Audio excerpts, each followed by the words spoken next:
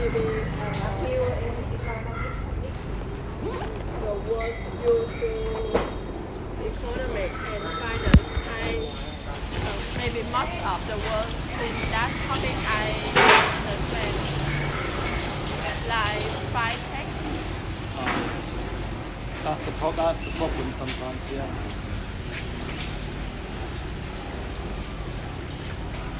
So the next group, do you know what topic is?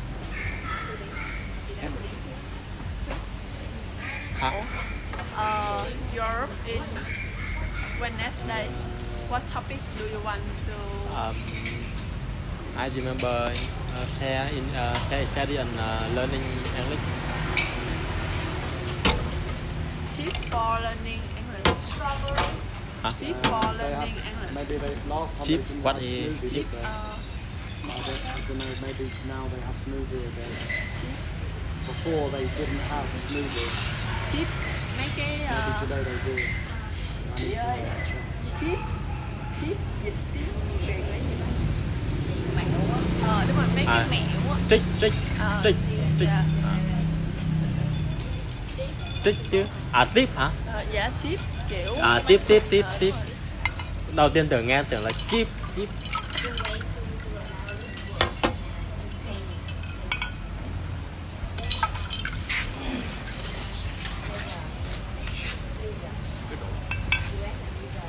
Ủa, ông bà chủ đây đâu anh? Ông bà chủ đây đâu ta? Sang quá. Hả? Sang quá. Sao lại quán hả? Là ai Trên my trên owner. trên boss. So he new owner of this shop. He new owner. New boss. Coffee shop. New manager. Oh. Because he rent in here. Ủa thấy ông bà chủ đó đang He young though, Gen right? owner là đổi thành là He young. Kevin Durant, Mr. Kevin Durant. He looked young. Kevin Durant. Giống. Ủa Calvin trước Klein. đến ông bà chủ đây sang lại quán hả? Calvin Klein. Ủa thấy đang làm ăn được hả? Calvin Klein.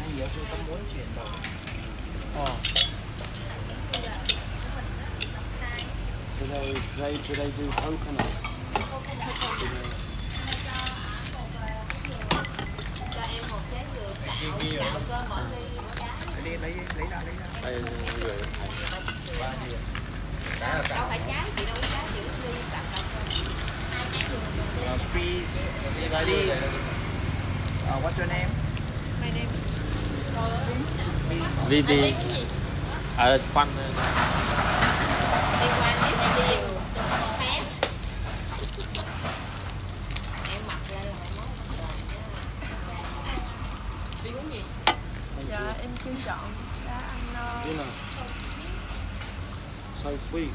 You don't like sweet? So I think you are yummy. You are yummy with us. trà trái cây đi. Thank you.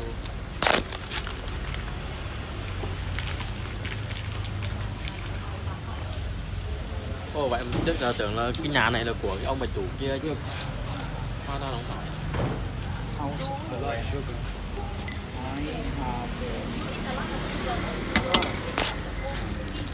Never.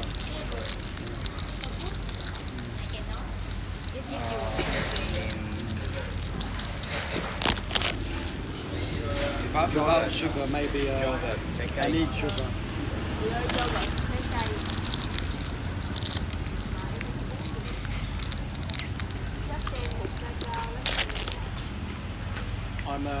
I'm very lucky.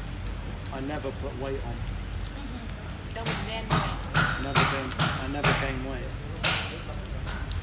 Like I sometimes eat a lot. No. Like I can eat. renew very fast. Nhà cứ bán đi. But you don't like sugar because why? Nó bị So sweet. That is gift from one of my cousin. He would send Do you from like your- North Vietnam. Faster. Do you let your children? Yes.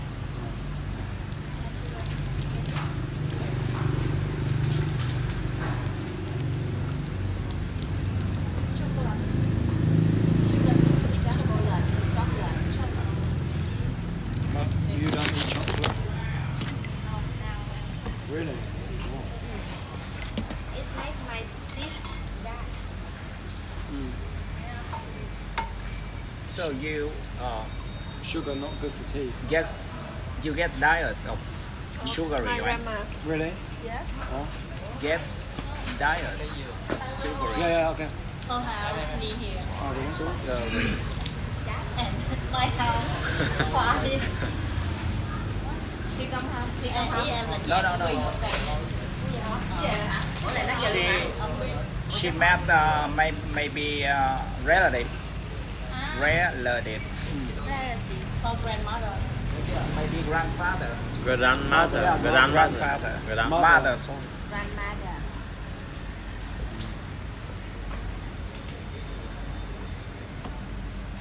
Oh, maybe they changed the Wi-Fi. Or you can ask. Wait, let me ask him. Okay. Wait, where's my questions? Practice Vietnamese.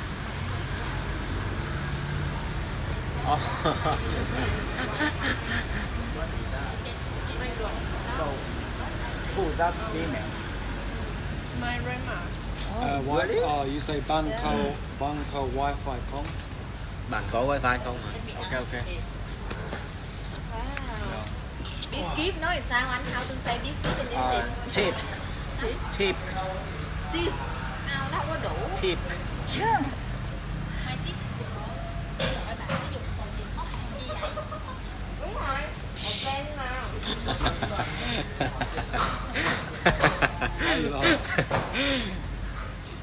What's funny? Bí kíp.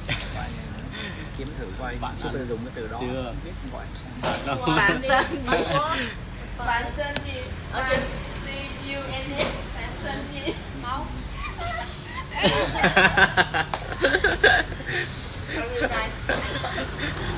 Hãy tìm nào bán tên tu n gì bán tên gì thì thầy đọc cái đó vậy Makes me remember. If not, I won't remember. Ở đây á, nó dùng từ bí kíp ấy, nó chỉ có 4 từ thôi. Secret thì ai cũng biết rồi, phải không? Cái tip là 2. Cái trick thì nó là cái mẹo, đúng không? Rồi cái thứ tư ấy, nó là life hack. Life hack thì nó có gì đâu. Where your grandma go? My grandma house near Pagoda. Life hacks. So then, so we have a 4 words. Secret. Secret. Yeah, tip. Tip. Yeah. Trick. Trick. Yeah. And life hack. Life So hack. which one's most popular? Secret and tip. Tip. Life hack. What was the other one? Life. Life hack. Life hack. Tip. Secret and Khoai thiếu nước không? I have. what's the fourth one? Life hack. Tip. Secret. Yeah. Secrets and tip. Tip. No, I said tip. Tip. Secret. Secret. Life hack. Yeah, only 4. I said 3. Hey, Red. it's a thing. This cup coconut look like in Mekong Delta.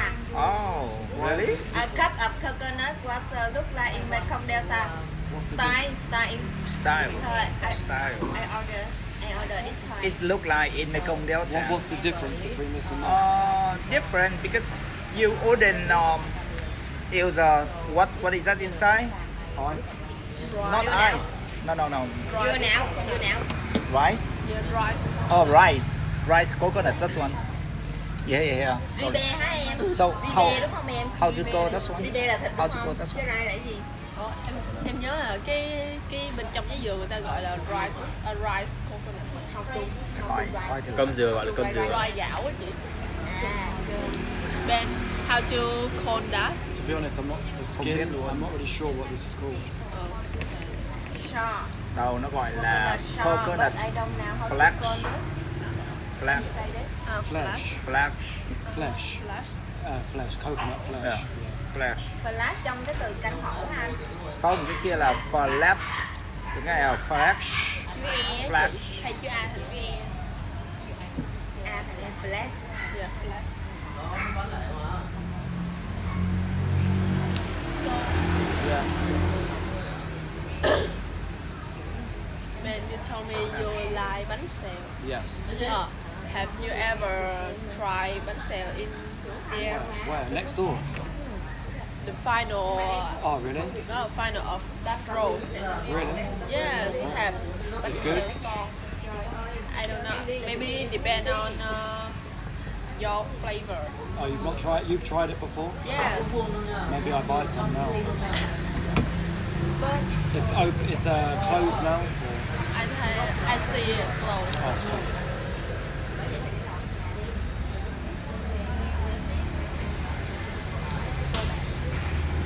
So what your day at school? No, I'm having summertime. Summertime. Maybe summer I buy vacation. something over here. So Hoành Thánh. so what did you do at home?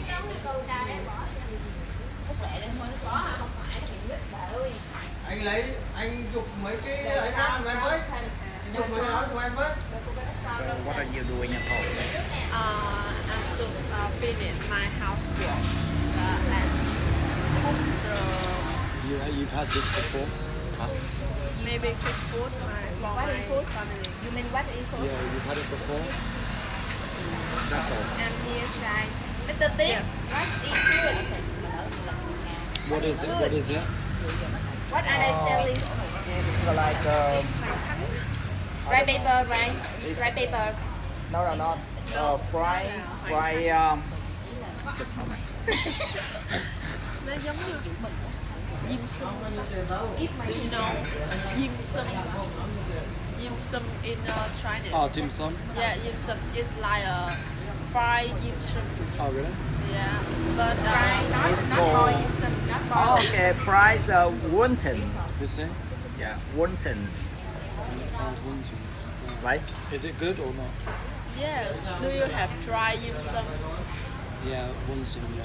Yeah, inside have pork. Yes. Yeah. Yeah, it's Fried wonton.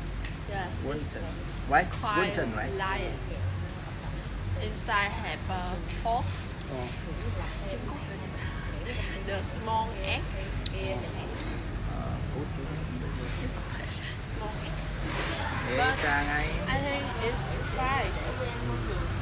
You think they would take 5 or too much? Or too Maybe. I think no. I don't think so. They have enough change. yes. You don't worry. Yes, have it's supermarket, called yeah. wait. I can ask them. How to pronounce it? Quail egg. Wait. Quail. Quail. Quail. Quail egg. Quail. Quail. Quail. Quail. Quail or whale? Quail. Quail.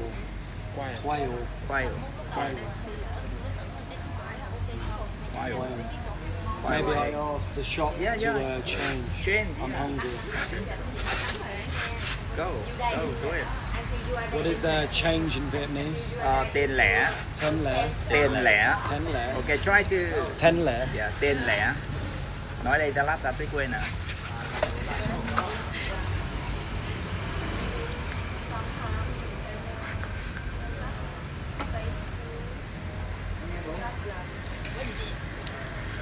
Snack in Pagoda. We buy in Pagoda. Seafood flavor đúng không? I don't know. BBQ flavor. Curry snack. Yeah, snack they sell in Pagoda and I buy it. How much is it for that packet? How much is it for that market? 12.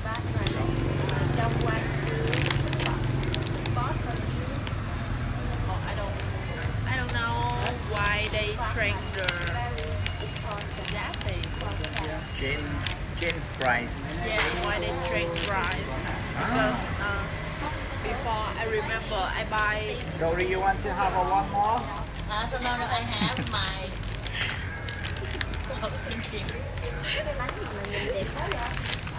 You have to take a more energy. thank you. Mr. Big, Chen candy or the next time you should buy candy or Tân Huê Big. They sell some candy Big. and it's very Do you delicious. have Some plan candy Tân Huê Big. That's To one outside. from North Plain. Vietnam. to outside your country? Yes, Two people. maybe When? when I finish Ray Trail. One person Finish. knew. Yeah, khi mà em A học young xong boy lớp knew. 12 Ah. But the lady Trail. behind the till, Maybe. there was two people. One person knew what I said, one person didn't. But the customer, he knew as well. So 2 out of 3 is not bad. Great. How do I say? Just say more. What do you want to say Cacao. in English? Cooker. Whatever that is, I want to eat. Cooker. How to say cooker? You could say Where do you go? bao nhiêu? Nhưng mà không phải cacao. When I finish much is my Ray Trail and maybe my family will Tên tiếng how to say cacao. Cooker, right? Cooker. Hình như đọc luôn cacao sao nhỉ? Không, em nhớ là thác đó. Em nhớ là thác. Australia. Cooker. because Không. I have Không. my uncle Cooker. in That that cái không phải country. cacao. No. Dạ, quá. Oh. Snack. Snack ở Đông Biển bán đùa. Cacao. Thank you. Nhấn âm 2, cacao. Dạ cáo. How long do you plan in Australia? How long do you plan Australia? Maybe I don't know. I don't know. So a little bit sweet because I want to switch here. Okay. I think if you go to Australia, you can live very long time, extremely long time. I think.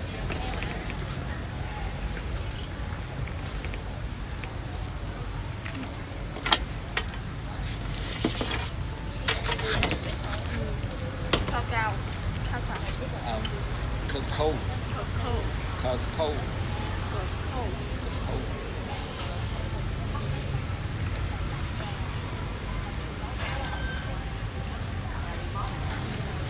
Nó giống hay là nó khác gì đó?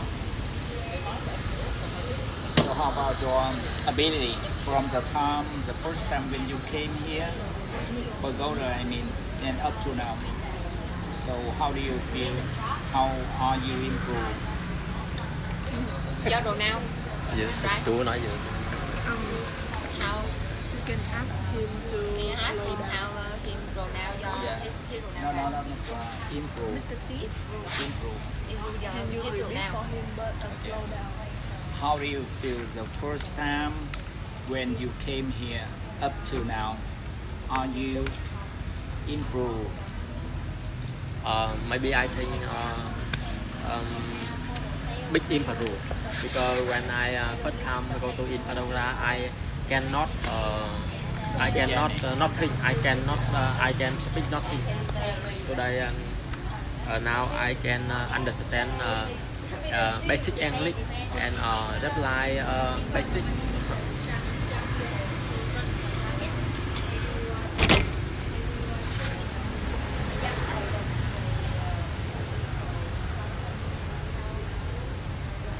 So does your English work with you? Work with your job? Sometimes. So you always have a foreign customer. Uh,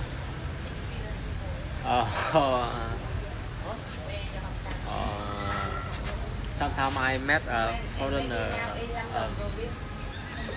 Foreigner. Hình như nó đổi thành Lâm, hình như là Lâm Đồng rồi. Người nước ngoài nói là sao? Đúng rồi. Dạ, foreigner. Foreigner. Quê mình nè, trời ơi bây giờ nó sát nhập vô Hải Phòng rồi, rồi mất quê Rồi rồi. mấy cái bài thơ 6 tỉnh miền Tây hồi xưa là toan luôn. Toàn luôn. Cái gì mà đi 6 tỉnh miền Tây á, nó Đó, cái bài hát đó mấy không? cái bài mà dân ca thôi. Ừ, mấy cái bài dân ca đây. Hay, thật hay luôn á. What is it? Dim sum. Fried dim sum. Fried dim sum. So, yours, right? Yeah. When you see me, I always eat unhealthy. So, yeah.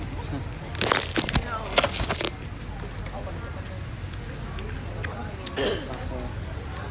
I feel I do eat healthily usually, but every time you see me, I just eat candy. So it looks bad. I eat a lot of vegetables at home and fruit. But a lot of fries thing here.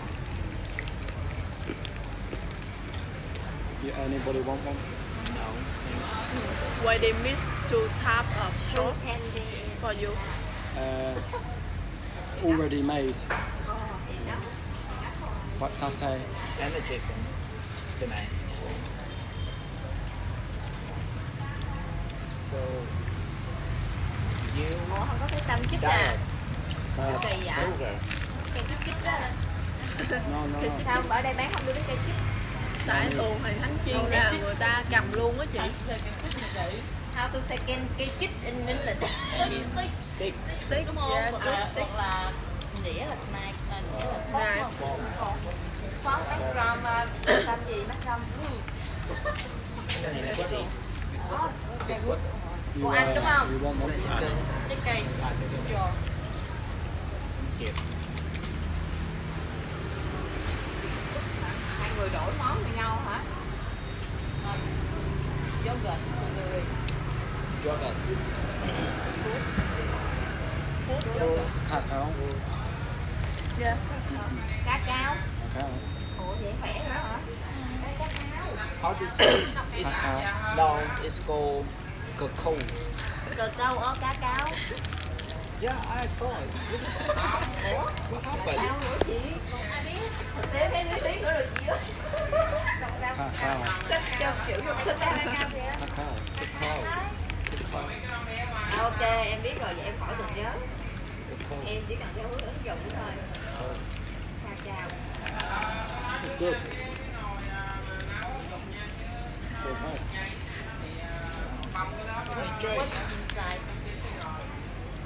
Wonton. Quail egg. Egg. This week you go to Da Nang, yeah? You go to Da Nang this week. Cacao.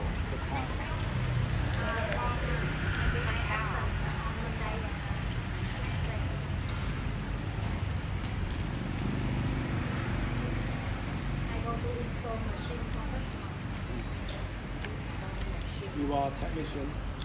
No, I go with technician.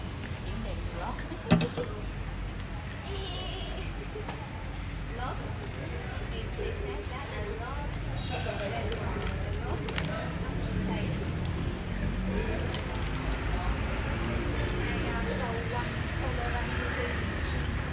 Yeah.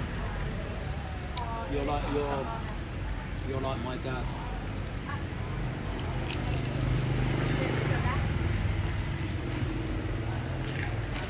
But he sell print. One more. Oh, right.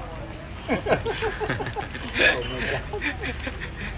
I thought I could speak to you at the same time, but I couldn't. My tongue burned. He sells photocopiers for big company, like international company. So he sells photocopiers to businesses, to football clubs, to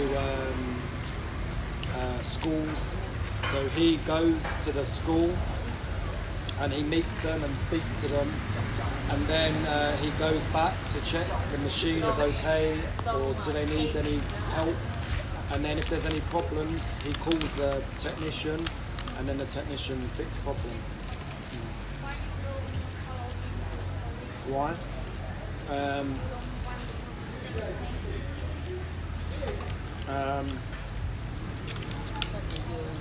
I wasn't that interested, yeah.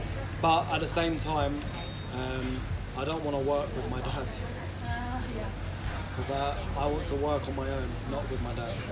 Because my dad would be my boss and I wouldn't like it. Yeah.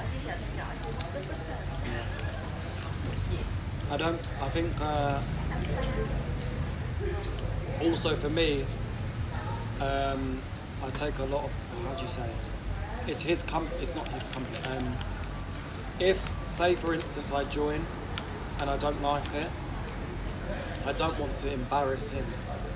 So if I work with him or work in the company, then everybody knows, oh, that's his son.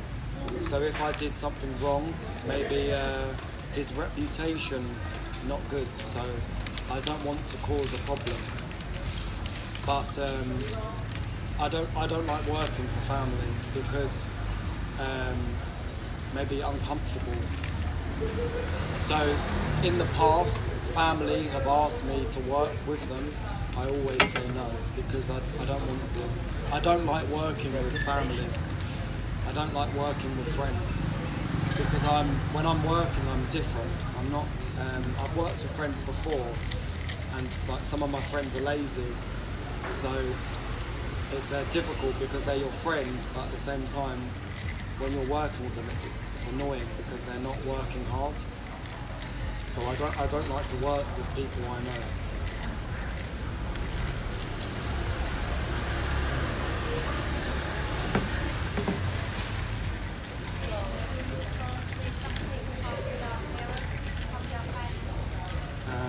Like what they study. My mum went to university. My dad didn't. My dad just work. My mum went to university. I can't actually remember. I can't remember what her subject was. But my mum was a receptionist like me. But now she works for charity. Yeah. Now she helps children. She's a support worker. So she meets different children at different schools, and she has like this, and she just chats to them and gives them advice and just listens to them. Then they tell my mum their problems, maybe big problems. 3 years. 3 years. She helps them. Yeah.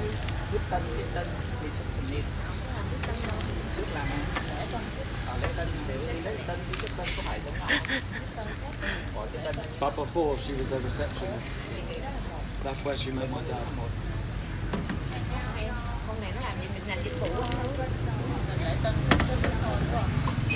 They don't have a business now.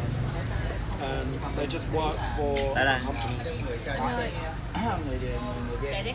Đây. They just work for a company. Yeah, both. Yeah. My dad works in London. My mum works near hometown. Yeah.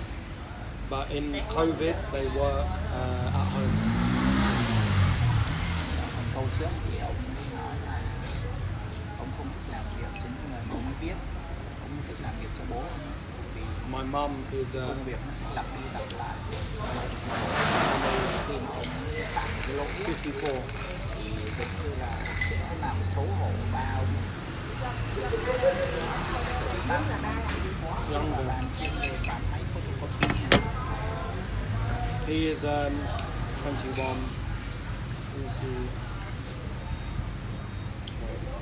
47. Half brother. Same dad, different mum. Cùng cha. So, in actual fact, my dad now is not my real dad. He's my stepdad. To me, he's my dad.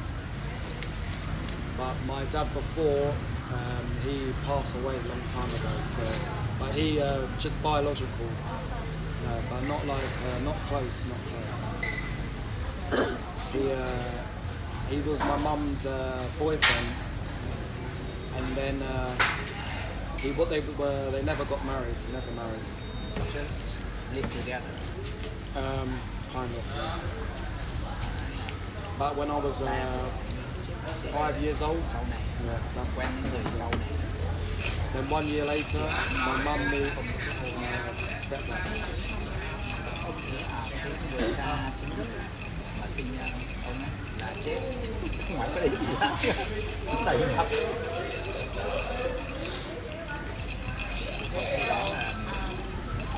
Your house is in the center. South. At the bottom, south. Nó có mấy từ. Đấy là live separatedly là cũng sống riêng, rồi sống riêng live apart. 1 hour from London. Là sống riêng, live far away, sống xa. If in the future, when you live in Vietnam, I hope that you can inform to us Yeah. the time when you live. Oh yeah. At some point, yeah, but I'm not sure when. It all depends on my visa. If my visa is okay, then I stay longer. If my visa not okay, then I have to go home. So it depends on the day.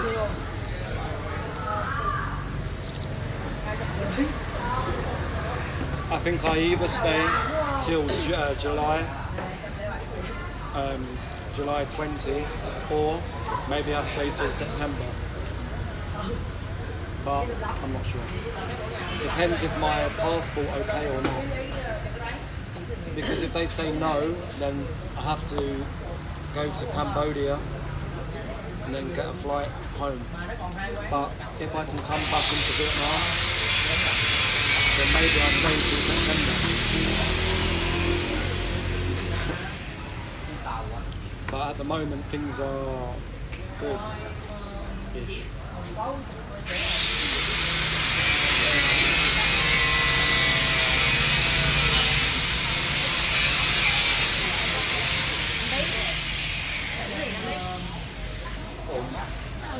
Hết giờ hành chính rồi đó.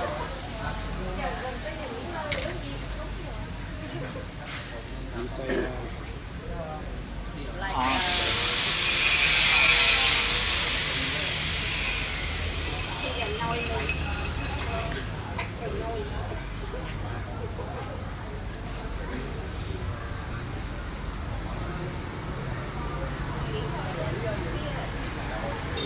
but yeah, I will. When I know 100%, I'll let people know. But I'm not gonna tell anyone this time because last time I made a mistake and it was really annoying. Because I told some people and I said don't say anything, and then everyone knew, and everyone every day was asking me. So this time I won't say anything until I buy a ticket.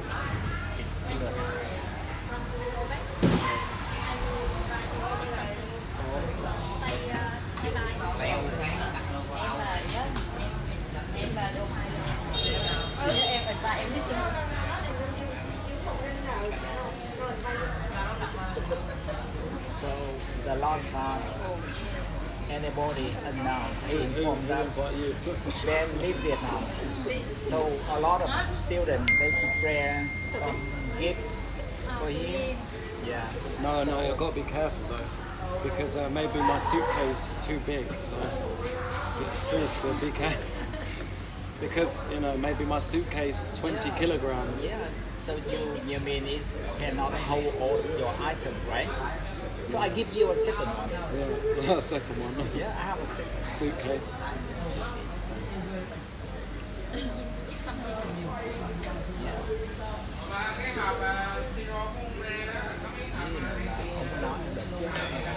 But Bảo sớm quá. Mọi người ai cũng hỏi tên bên khi nào bên rồi.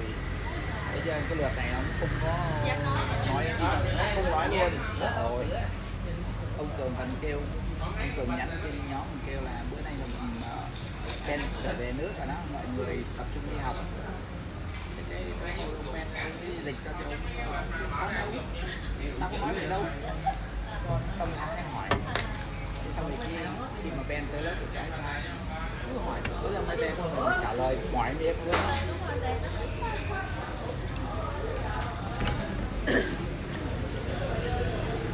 but yeah, I'm not really sure where.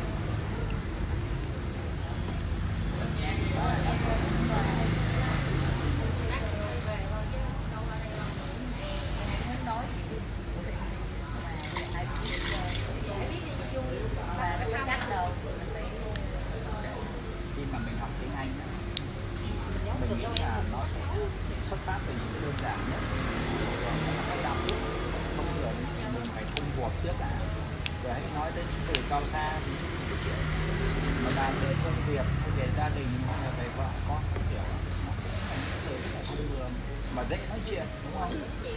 Chứ còn bây giờ ví dụ như mình nói về du lịch đi thì nói thật ra mà nói gần đấy từ thì mất công. What was the Wi-Fi, you know? Wi-Fi.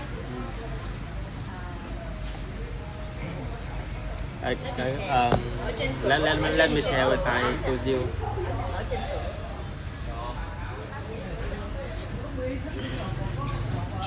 Đúng rồi mà, Kim đúng rồi mà. Ủa thì đâu rồi? Sao nó không lòi ra ở đây không ư? Thank you. Không ra cà phê nâu luôn nè. Tên quán này thì Rồi, thấy rồi. Đâu tút lút dưới vậy? Cút ở dưới hả? Nâu 5 giờ. Ở trên cửa có biến hoa anh ơi. Liền nhau luôn hả?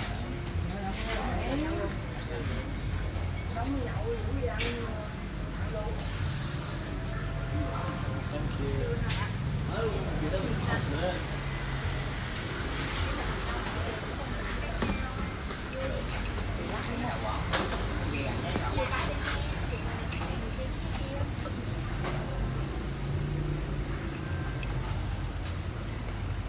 So, didn't you tell me about the trip to Da Nang?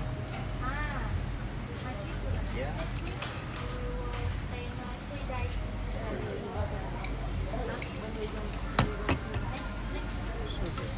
Next week.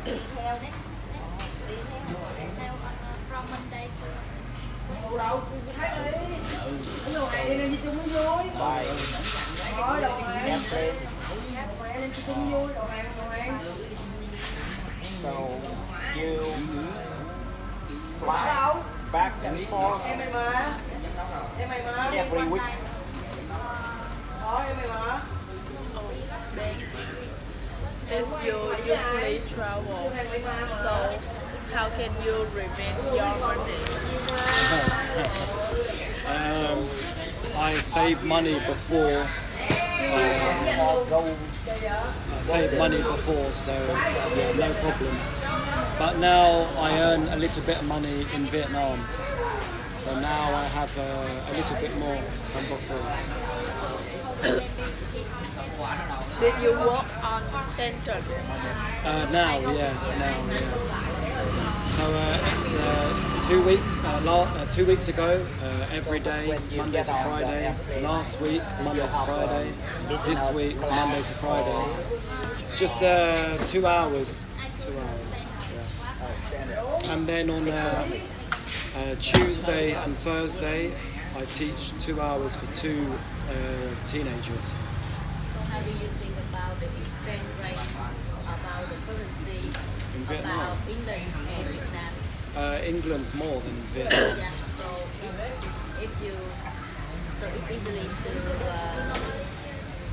I mean, you can If you use the England money, if you bring England money to Vietnam, so you can It lasts longer.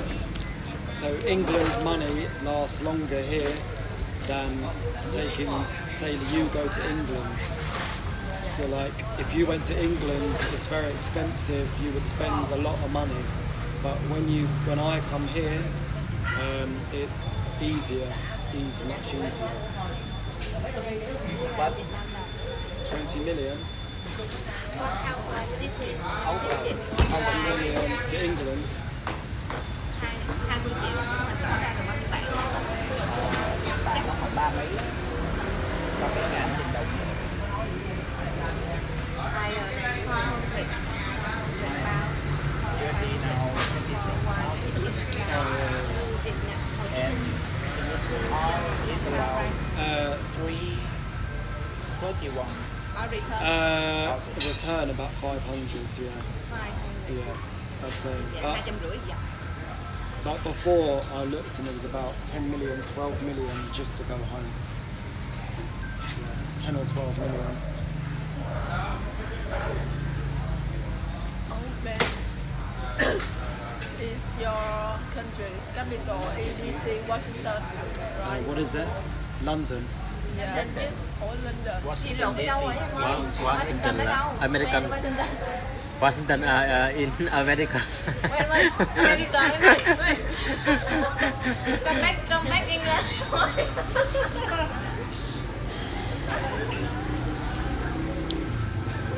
I did think you said Washington as well. Maybe she concentrate on Số giò rồi hả? study. Maybe she thought I was She American. didn't Maybe care about the maybe war. she's still not sure where I'm from. What about the capital of Vietnam? Good. And what? Lucky. She still remember Vietnam capital.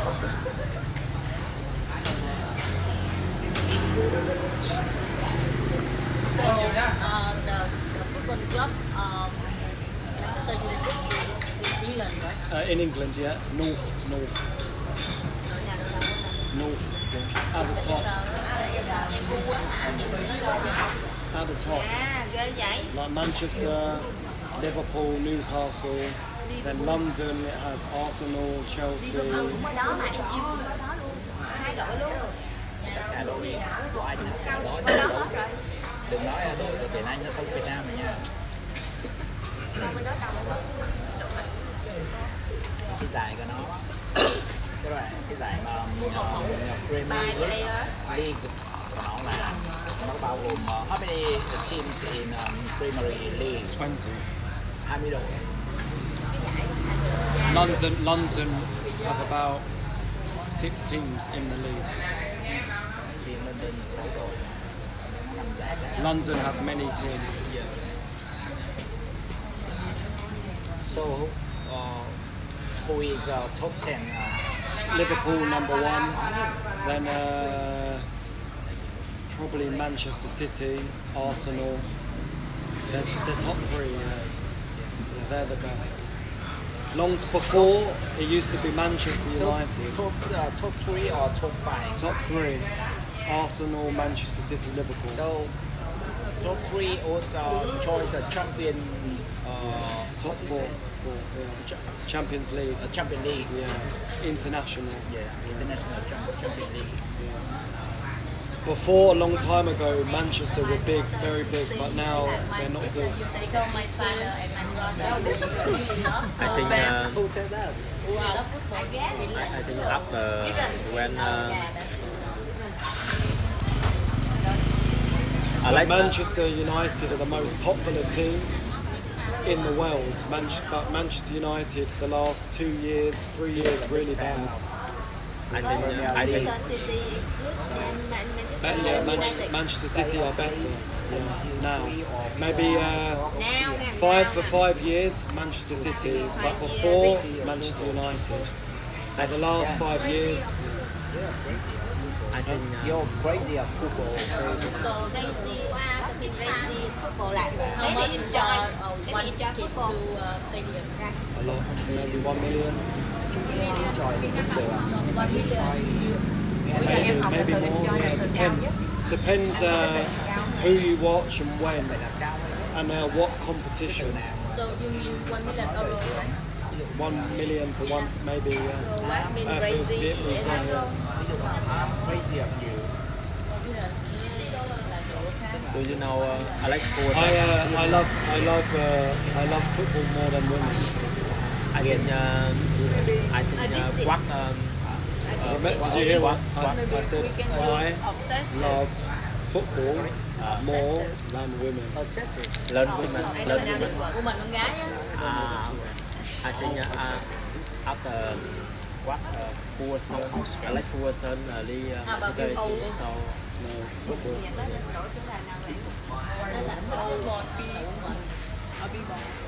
I'm just kidding. Humour. Yeah. So I say I prefer football more than beautiful women. It's more important to me. Football is more important than marriage. Obsessed. Ờ. Obsessive, right? Obsessed. Right? Sở hữu phải không? Hay là cái gì? Obsessed. No, football. Là con em nói sở hữu. Never different.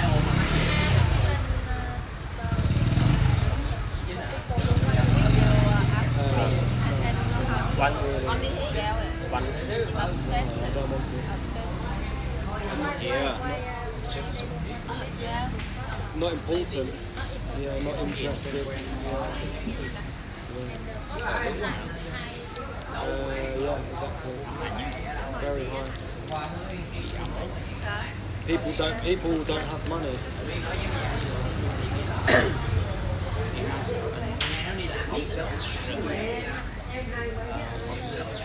Yeah, people don't have money in England because everything is very high living, cost of living. Yeah, very high. Cái từ này nó khá mạnh.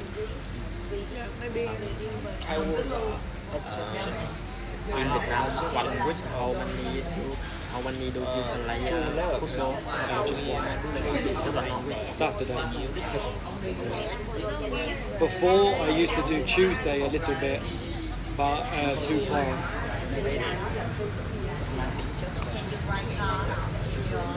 Yeah. Yeah, driving cars okay. But I don't like traffic. I don't like traffic.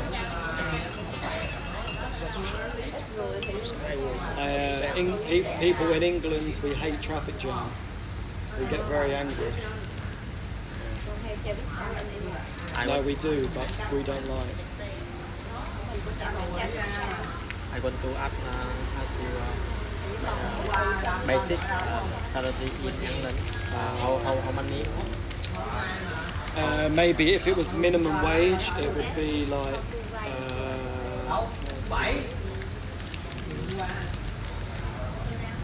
Can you change dollar? Maybe 1 hour. Maybe it would no, be 1 month. 1 month. I'm not sure. 1 month. I'm not sure, but if it was minimum, like 1 hour would be.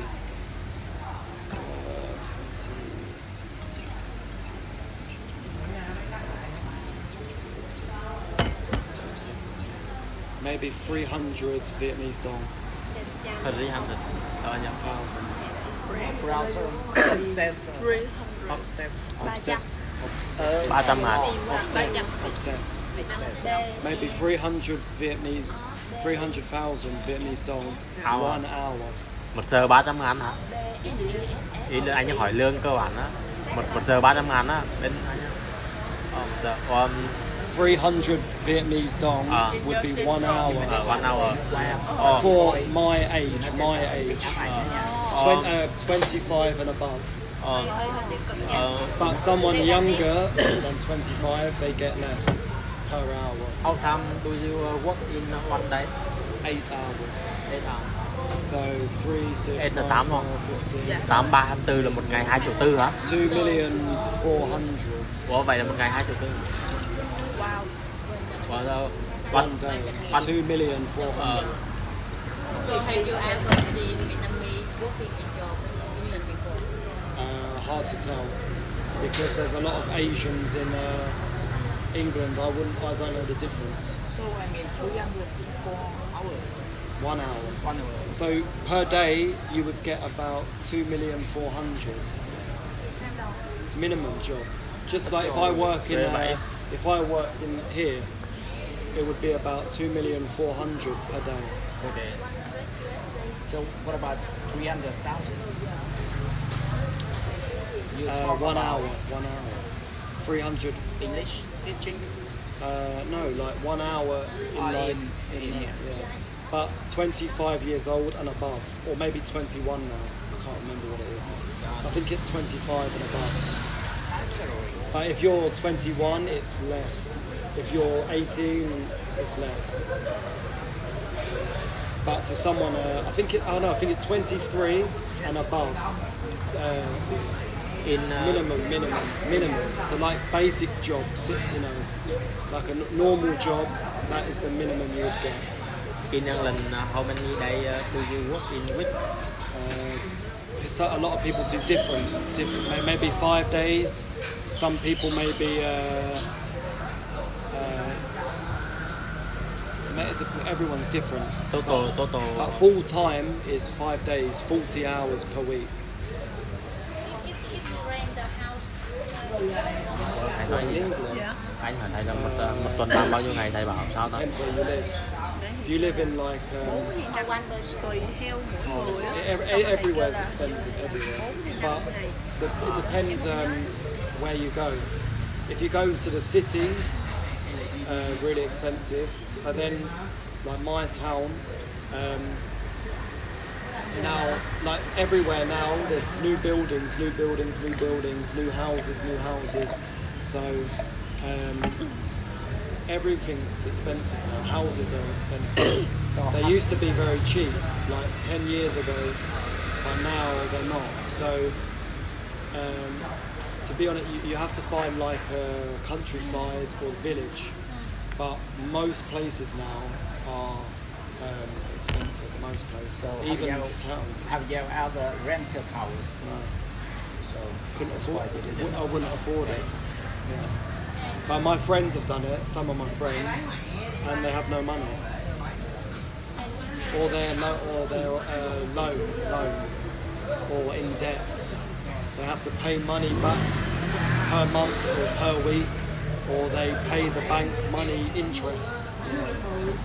But So no one really buys a house like 100%. Like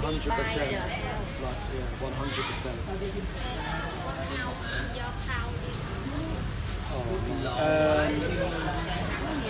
It's so difficult to say because example for your house. Mother house. it is.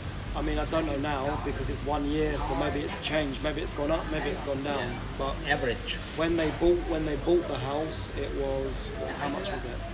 About. I think they bought it. I think So it's hard to know, but I think they bought it for. I can't remember.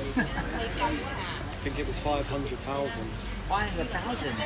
Oh God. Trời, How? 300,000 about one hour.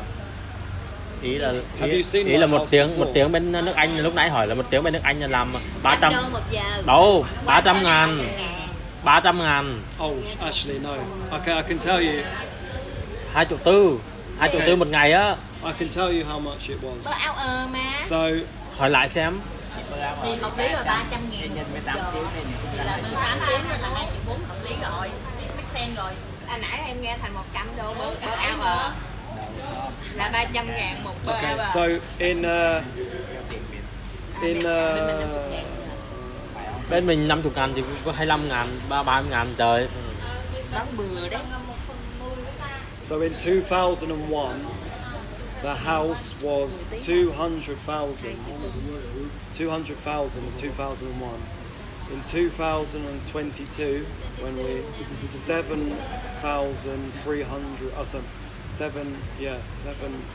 Yeah, 700,000. 700,000 USD 600 No, euro. pounds. Pound là 35 đó mọi người. Tỷ. So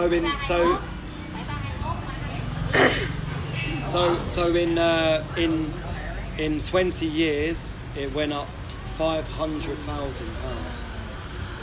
Your household expensive. 700 ngàn. Cách đây 20 năm về trước nó đã 500 ngàn. So 20 years ago it was 500,000. No, 20 years ago. Or 20 years ago 500,000, right? No, 200. 200,000. Now 700. What the job the Asian often do for living in England? Maybe in London, maybe businessmen. Maybe they have a business. I don't know. This is Từ đó là my. có option hả? How many rooms inside? 1, 2, 3, 4, 4. Có câu hỏi nào không?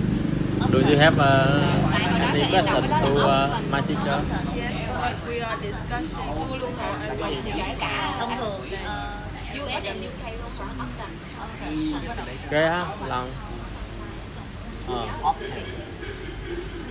Beautiful home. Oh. Yeah. Thường Sao hả? anh coi thường chơi gì đó. Cái option đó hả? Đó, anh cũng đọc option luôn kìa. Tức là có hai cái đọc. Anh biết Nói anh hả? chung là người Anh á thì người ta đọc là option. Ai? Người Anh này đọc là option. Oh, to pay, yeah, maybe Biết đọc là option. maybe long time. Của em xong của em làm gì cái đó? Option. Thì nó cùng cực luôn á. Option ngược lại. Nhưng mà option này option đều được hết. Em đồng ý hả? High salary. It's complicated. The 100,000 So as an example, right on now, 1 just for hour. me, so, Rich girl. it depends on. But in Australia, it's just It's very complicated. Every person different, but it depends if. So what happens is, so your dad passes away. So, what do you say? So he leaves the house to someone. So like me. So what happens then is they have to announce it. So some family members can maybe deny it. But if nobody denies, then it's accepted to me. So then what happens then is you have to, there's like a legal letter, we call it a will, W-I-L-L. So someone has to follow the rules. So like before someone dies, they write out what they want. So if I die, I want my house to go to my son, or I want my car to go to my grandma. So the person who has the will has to do it because the person's died. So they have to be legally, they have to do it. So sometimes it can happen quickly, sometimes it can take longer. So what usually happens is they check, does the person owe any money to someone? So does he owe money to the bank? Does he owe money? Has he paid for everything? So let's say he has a phone, like his phone, he hasn't paid for it. The government will take money to pay for the phone or the car. Once everything has been paid for, like any insurance or any tax or anything like that, whatever money's left then will come. But it doesn't come like it takes a long time. Because then what they have to do is then, it could be the house, or it could be the house and what's inside. So then you have to value everything. It depends, everyone's different. So some people you have to value the inside the house, so maybe the new like table or chairs or TV, or maybe there's money, maybe there's watch, nobody knows, or it's just the house, just the house. Then they have to maybe they need a solicitor, or they so the solicitor, maybe you pay the solicitor to help you do everything legally. What means solicitor? Solicitor, you pay they help you with all the financial or the paperwork. Financial manager. Kind of. Sometimes people don't. But you have to legally tell. You have to tell them, and then you have to speak to estate agents. You have to get the house valued by 3 people. So they value the house, and then they sell the house, and then it takes a while to happen. But eventually you get money. But if you get help from the solicitor, you have to pay a fee for the help, maybe 10%, maybe something like that. Yeah, I think that's about. It's complicated, but we call it inheritance. So when someone passes away, you get inheritance. So that's why a lot of young people can buy a house, because they get money from a house. But some people have the house and the car and what inside. Depends on the person. And also, savings. So when my dad passed away, he had some savings. So I got some of his savings, just a little bit. So it depends how much people save. But some money had to go because he hadn't paid for his car. So money had to go to pay for this car. And then whatever was left over was given. So everyone's different. It depends what is written in the will. W-I-L-L. So will, inheritance, solicitor. That's all you need to know, really. But depending on how much the house is, if the house is worth a lot, the government can take a percentage as well. Maybe 20, 25. Depends how much the house is worth. But let's say the house is worth 500,000 or 700,000. You would lose. The government would take money. Yeah. But if it's under, I'm not sure exactly, but if it's under 300 or 500, it's okay. So yeah. Là nó gì đâu, tức là khi mà người chết ấy là sẽ để lại di chúc, thì cái di chúc đấy á, là cái lý trình chờ đó sẽ hồi để nãy hả? cái will là sẽ để cho. The reason I know about it is because I'm doing it right now. Thế nhưng mà trong một số trường hợp ấy là But mine's been going on for a long time. thì chính phủ, But it's because of different reasons. Because you have to get someone to do it. So my uncle is the person who has to do it, but he had health problems, and my half brother is involved as well, but he's very lazy and he hasn't done anything. So it depends how quickly you do người it. chết ấy, nợ ngân hàng bao nhiêu, có mua chia trả góp hay không, có trả góp nhà hay không. Sometimes it could take 6 months, sometimes 1 Có year. khoản tiết kiệm nào không? Depends on the Sau khi ấy, nó tận chủ depends on lại the ấy, situation. bắt đầu nó sẽ chia Depends đều on the rồi paperwork. sống và được hưởng thừa kế. Some houses are easy, some are difficult. Ba của tôi mất là ông được chút xíu tiền tiết kiệm ở trong ngân hàng, được chia một chút xíu. Có trả thuế không? Nãy em nghe thuế mấy chục phần trăm thuế đúng Nó không? có 10%. Quan là mua tài sản của Oh, mình. yes, Không biết, chắc bé nó tùy theo số tiền. Vậy thì khi mà nó nói là từ 500 cho tới 700 á, But yeah, it's a bit complicated. nhưng mà But it's when it happens, it's very good, really good. Then you can buy a house, buy a business, or travel, whatever. thực ra nếu đánh So- thuế tài sản cao nhất là tài sản thừa thế mình nghĩ không phải là phải là 10 đâu. But just 10 years only. And some problem with that. It depends. Thừa kế là rồi thôi. Yeah. So it depends. Some people they buy the house. Some people they have to pay back. Phải hướng dẫn But luật. my dad's house, he paid for it. It was already all. Thì là phải nhờ So that means I don't have to pay any money.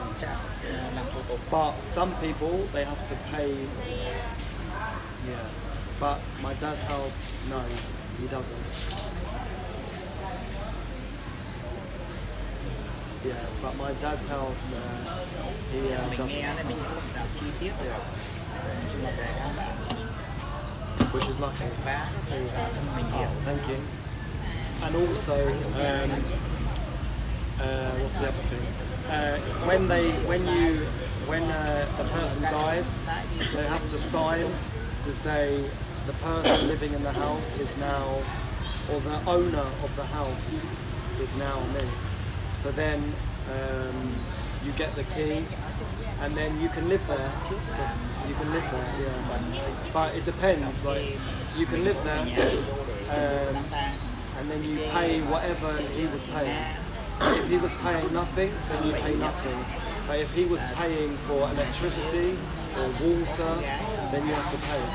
It depends what he was paying. So it depends about him.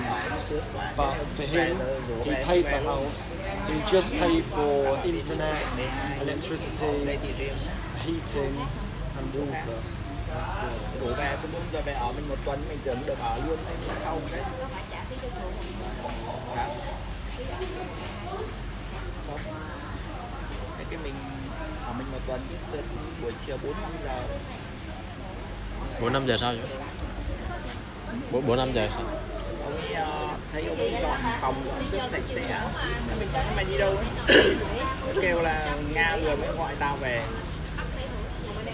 Lại về bên Bên nào? bên chỗ mới. Ủa chứ có chùa không cho ở Phật gì à? Nó không thích ở chùa nó áp lực. Áp lực à? Thì phải dạy nhiều. Đi đâu chơi đâu chơi được. Đấy, đi trước còn là Stephanie á, nói dạy quái luôn. Ý là đấy bà Stephanie ngày xưa bà ở chùa đó cô ấy. Em không biết người đấy đâu. Ý ở chùa đấy dạy nhiều qua bài quái luôn. Stressful. Không không, ý là đúng rồi, cô giảng dạy nói chuyện mệt. Mệt lắm. Cái người Anh Lâu lên, trước đây lắm hả? Là lâu đi lâu. ép visa, đi lấy visa lại xong rồi cái đi xuống dưới Bình Dương ký hợp đồng với cả cái trường trung tâm ngoại ngữ quốc tế, đúng rồi, trường quốc tế luôn á. Cái là như là visa được 5 một mới họ lên đấy chơi, họ lên với cả đám đi ăn cái hôm mà vừa mới về bên nước ngoài qua đi ăn ở ngay cái quán trên.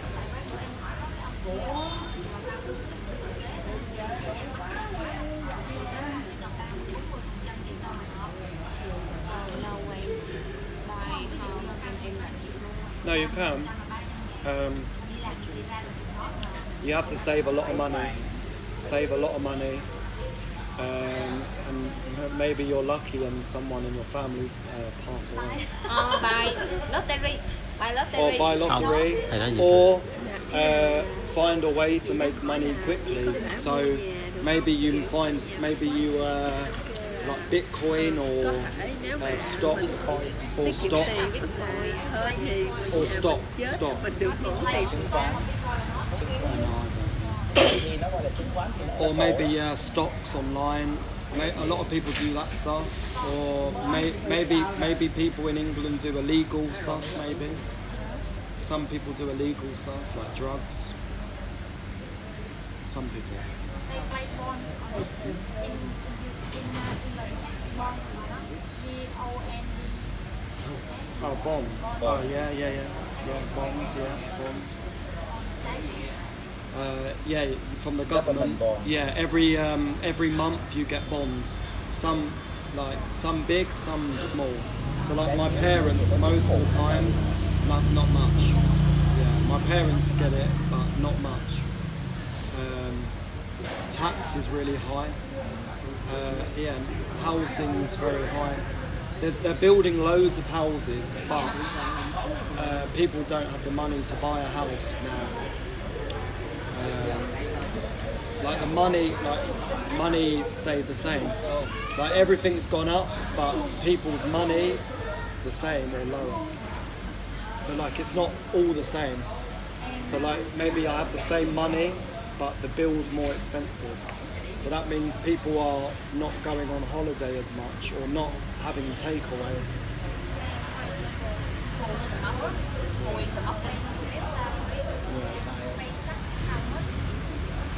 Tax. Quanh lên đây, quanh lên đây. Dân vợ phơ lòng. It's hard to say, sure. Gì mà chua. But you can get taxed maybe a couple £100. Yeah. And then we have national insurance as well, and they take money, maybe £100. Like national insurance, you give money. Yeah, but some companies you get money. Yeah, it's complicated.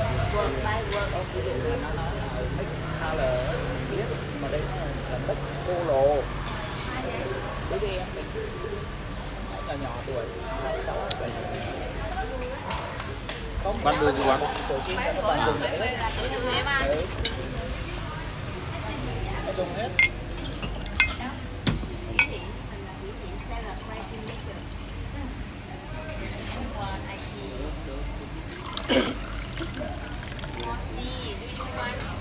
But I think the only words you need to understand from this is solicitor, solicitor, inheritance, and will. Yeah, that's it.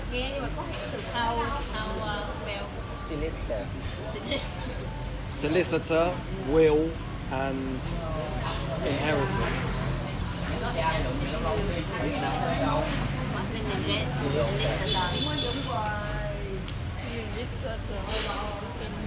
Can you spell? SOCILITOR, I think. Solicitor. Yeah, but I can't say it slowly. Đọc đi, làm như tôi người Anh nhưng không đọc. Solicitor. Sổ lại tiếng Việt. Sổ lại tiếng Việt thì nếu thôi. Yes.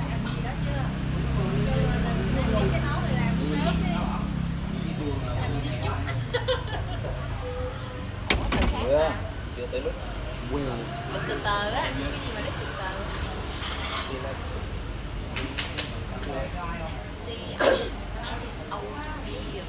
Mà sao kỳ vậy? Nó đọc được mà sao nó biết không được?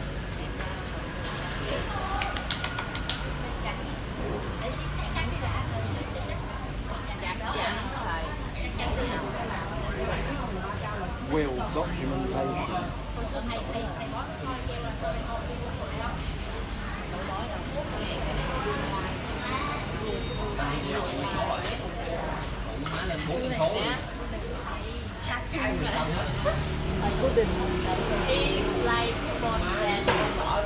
I couldn't imagine that When he owns his wife, right? Yeah, right. Do you have a question? Inheritance. Do you have a question to him? I just stay home. Do you have a question to him? It's burn. My mistake. Yeah, but why didn't you? I forgot. Glow. Đây đông. Glow. He don't wear gloves. state agent value the house. I think that's it. I can't think of it. Hay dùng Google dịch á, Google dịch cho lẹ. Đây. Oh, I got it here. Mình coi thử dưới đây nè. What's the other one? I can do it for you. 300 người ta nghĩ là nó chi phí cũng cao, còn mình là tiền trong dân không chịu xài đâu, nhìn ảnh vậy đâu có sao chịu.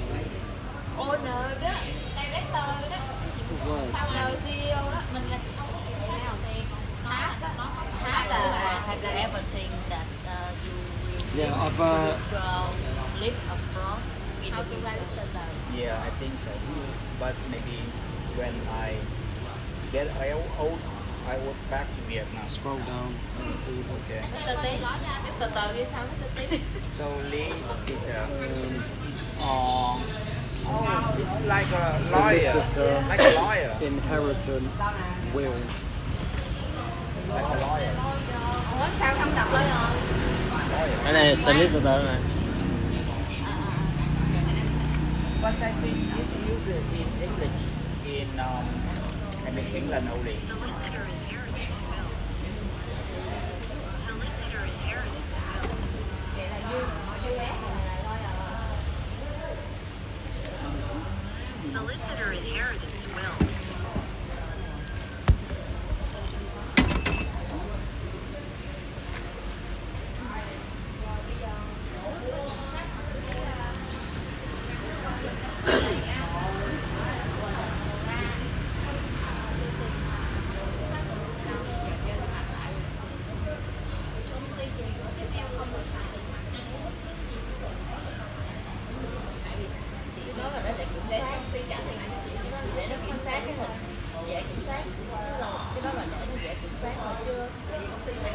Ben, Yeah.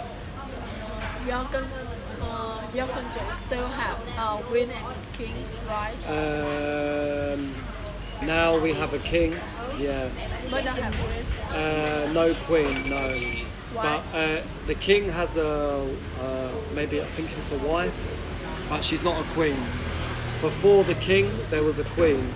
She she is the longest serving monarchy in the world.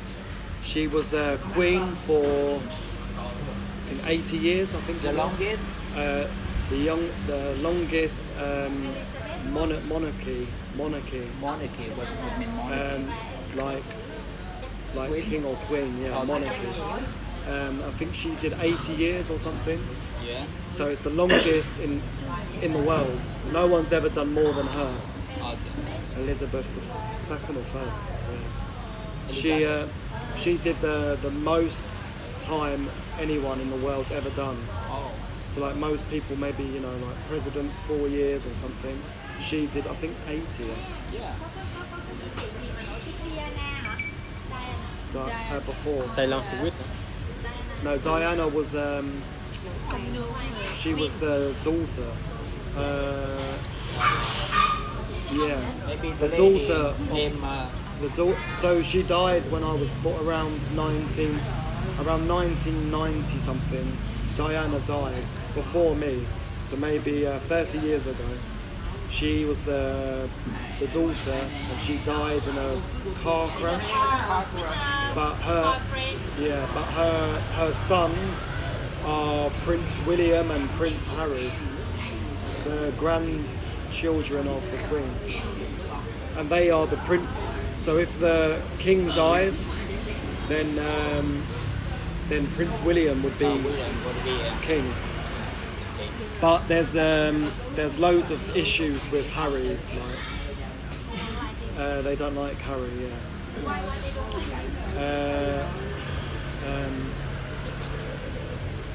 There was lots of stuff, but it was to do with Harry and his wife Meghan, and there was a lot of stuff like.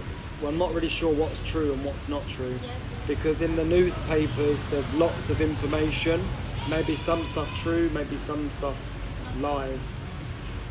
Some people inside also told the newspapers information, like secrets, private information. Some people like spread rumours, or some people get money and tell. So So that nobody knows 100% what is true and what's not true.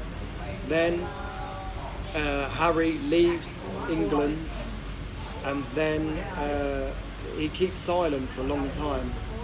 Then he speaks to the news and he speaks on television. He then writes a book, and Meghan then speaks, and some things they said were bad about the family. So then the family responded, and on the news you could see. So then they separate. suspended, right? No, separate. So then. No. Before separate. No, they separate. Like they're not close anymore. So they keep distant.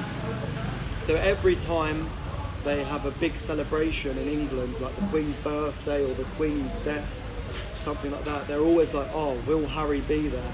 Will Harry be there?" And what about But a lot of the time, Harry would not attend because there's a lot of conflict. Yeah, and I think the royal family are upset with him, and he's upset with them, and they won't talk together. They won't rekindle. So now they, yeah. What about Harry's and Meghan? So before, the royal family have protection from police and security, but now they don't have protection anymore. They had to go to court. They had to go to court, C-O-U-R-T, court. And basically, the government and the royal family will not pay for Harry anymore. So Harry went to court and basically was fighting. C-O-U-R-T. Yeah, he wanted protection, but they were saying no because he's not there. It's very strange, very strange. The royal family has a lot of old traditions, but maybe Harry and Meghan don't follow tradition, so there's a lot of conflict. So the royal family are very traditional, so very strict, but maybe they are not. So maybe they break rules, and maybe now they, So so it's a mix. But the newspapers and the news made everything worse because it was meant to be private, but the newspapers always tell everybody, like some good, some bad, but most of the time it's bad. So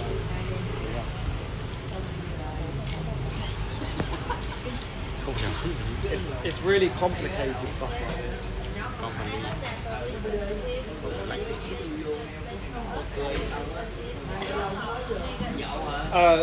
So another reason that went around was because of her skin, but I'm not sure if that's true or not. But there was rumours that it was to do with her dark skin, and the royal family don't like dark skin. But what happened was Harry said this as well. So the royal family are angry because Harry was basically telling everyone that they're racism. But and then he wrote a book as well. But after 6 months, 1 year, people asked him the same question, and he never spoke about the skin. Maybe someone told him to keep quiet, or maybe he lied. No one knows. But before, the first time, he told people that they were racist to his Meghan. So, what was Meghan's personality? I don't know really. You just see a little bit, like you see on live television or interviews. But before she was a movie star. But now they keep quiet in America. they do a lot of charity in America, but she also does some television still, like documentary. So she doesn't get on with Maybe. Paris. I don't think so, no. But it's very complicated.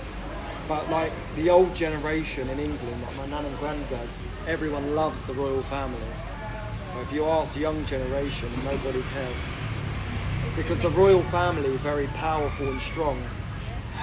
But then we have a prime minister, we have what's the no, not prime minister, and we have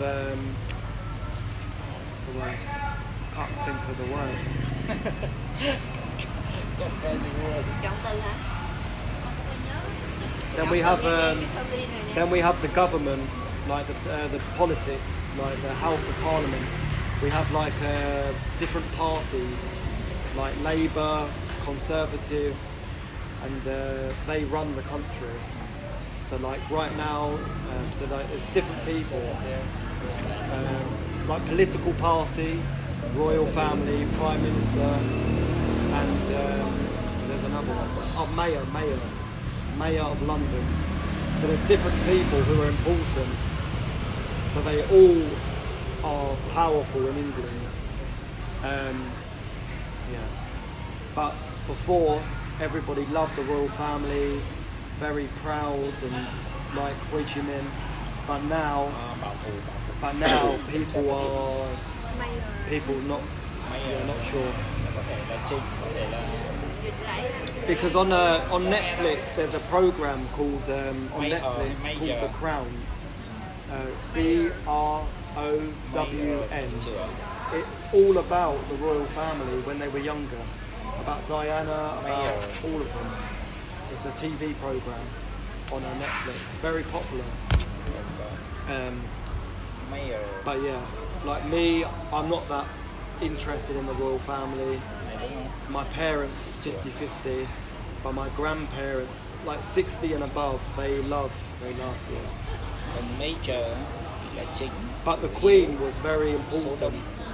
But since the Queen passed away, everything went wrong, downhill. But before the Queen, everyone, respected the Queen, trusted the Queen. But even now, like England's so many politics now. So a lot of people don't believe the government. Like we hate the government. We don't like the government because in coronavirus, the government told us to stay indoors, but then the government were having parties. Yeah. So no one likes the government. But also, it depends what you believe. So each political party, they have different beliefs. Most of them are the same, but they promise you, we're gonna fix this, we're gonna healthcare or education or more money, but a lot of the time it's they lie. They want you to vote for me, but it's like the president, vote Barack Obama, Trump, different. But everyone's split, 50-50. So if I would be your country president, so do you vote for me? It depends what you say. Yeah, so like a lot of young people, again, no one's that interested in politics because they lots of things they've said never happen, so we don't believe them, or we just think, who cares? But the problem is, the more people who say I don't care, loads of people don't vote. But when you vote for president, lots of people in England, we don't vote because we can't. We're not interested. Really? Lots of people don't bother. Yeah. Because they don't believe anybody, so they just think, who cares what happens? Like before when we were in Europe, Brexit. Yeah. Everybody yeah. Everybody it's crazy, yeah. So, but we have a good healthcare system, but we have problems as well. But it's a good healthcare. There's lots of things.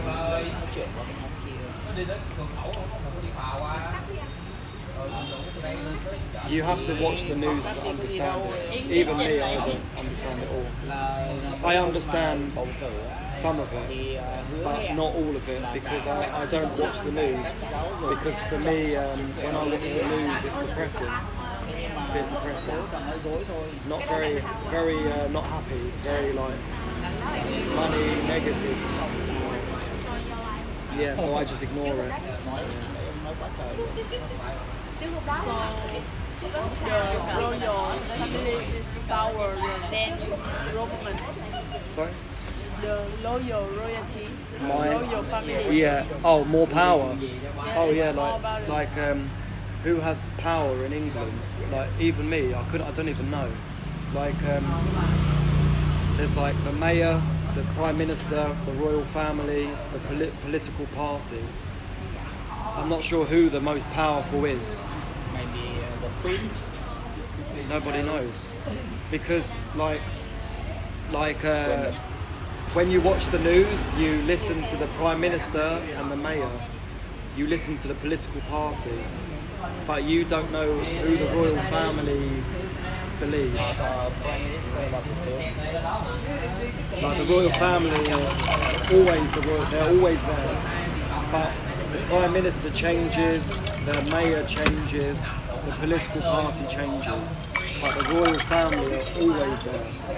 So I'm not sure what the royal family, like what do they do with the government, I'm not sure. But usually when you watch the news, the government speak, or the prime minister speak, or the mayor of London speaks. Like when they talk about like money and all this stuff, you never hear the king or queen talk about like education or healthcare or anything. Always the prime minister. So do you think government is the most powerful? Maybe, I don't know. But I think they have to tell the royal family. But I'm not sure what the royal family. Chỉ có chính phủ là mới nói được với ông thứ trưởng, ông bộ trưởng, ông thủ tướng, chứ còn chưa bao giờ nghe thấy Mỹ Hoàng với cả vua là nói với mọi người tránh những vấn đề mà như là Like I'm not 100% sure what the royal family, what power do they have? I'm not sure. I don't know. But a lot of decisions are made by the government, the prime minister, the mayor, in the parliament, House of Parliament in London. So it's a group of people, but I'm not sure how much the royal family are involved. I don't know what they contribute. I'm not sure, but I think they have to tell them, but I'm not sure whether the royal family like can agree or disagree. I'm not sure really, because they're always there. Because if you think about it, over the years there's been loads of prime ministers, loads of mayors, but the royal family are always there. So some prime ministers have been good, some have been rubbish. Like the presidents. số thủ tướng rất tốt, một số thủ tướng như là rác. So Rubbish. Like rubbish. So, but the royal family have to support any prime minister, I guess. Maybe they like them, maybe they don't like them. It's very, it's like culture or tradition. It's really complicated. Số A, chữ T, chữ R, chữ I, chữ M, chữ E. Prime. Prime Minister.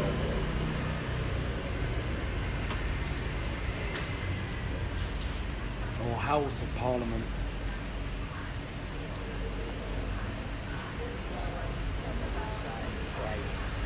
Yeah, so political party, prime minister, royal family.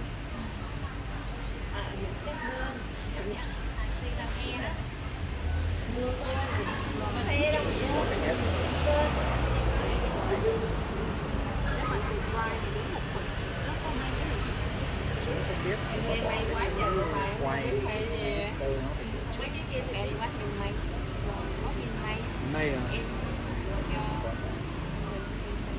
M-A-Y-O-R. Mayor. Mayor. em A Y-O-R.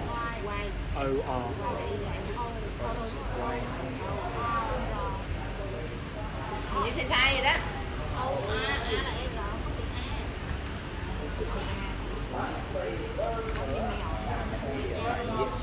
Tí thôi, bắt miếng mấy rồi. Mayor á. M-A-G-O-R. Mayor. M-A-Y-O-R. M-O-Y.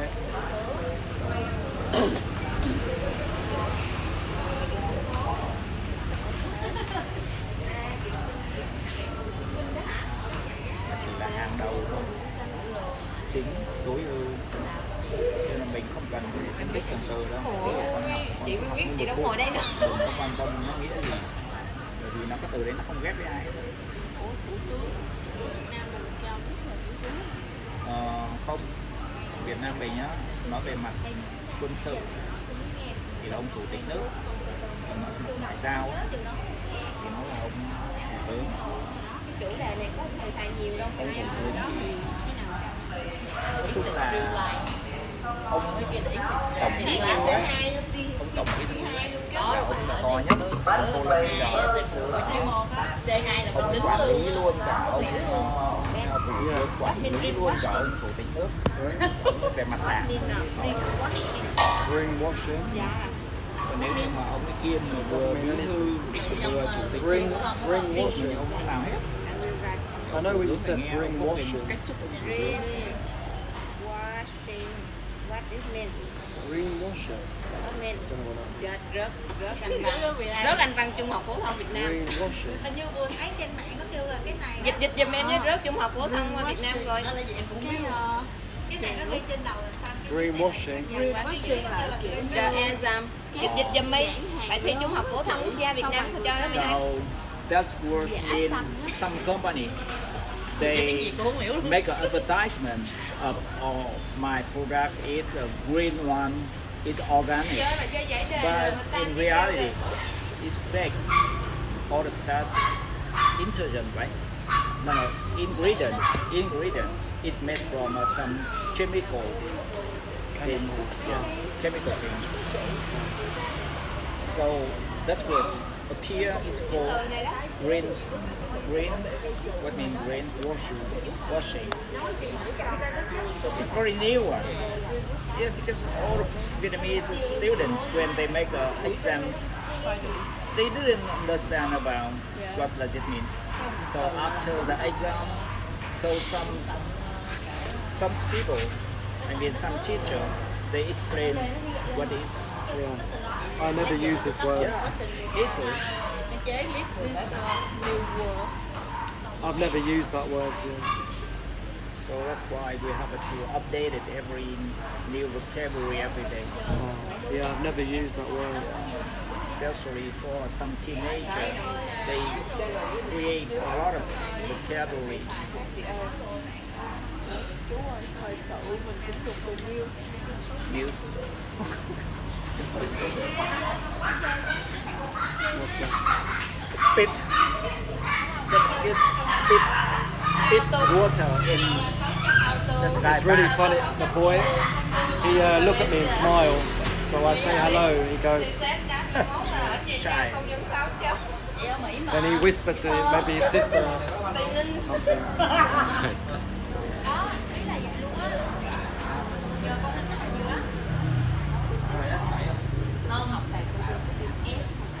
Chứ không nó nói đây đâu em. Biết rồi nhưng mà biết là bạn nó nói chơi.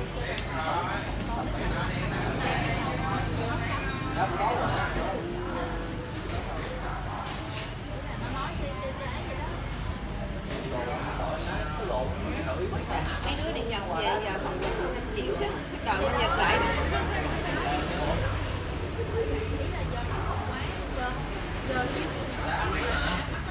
Cái bạn mà tròn tròn ngồi ban đầu á, tiếng Anh dữ giỏi đó. He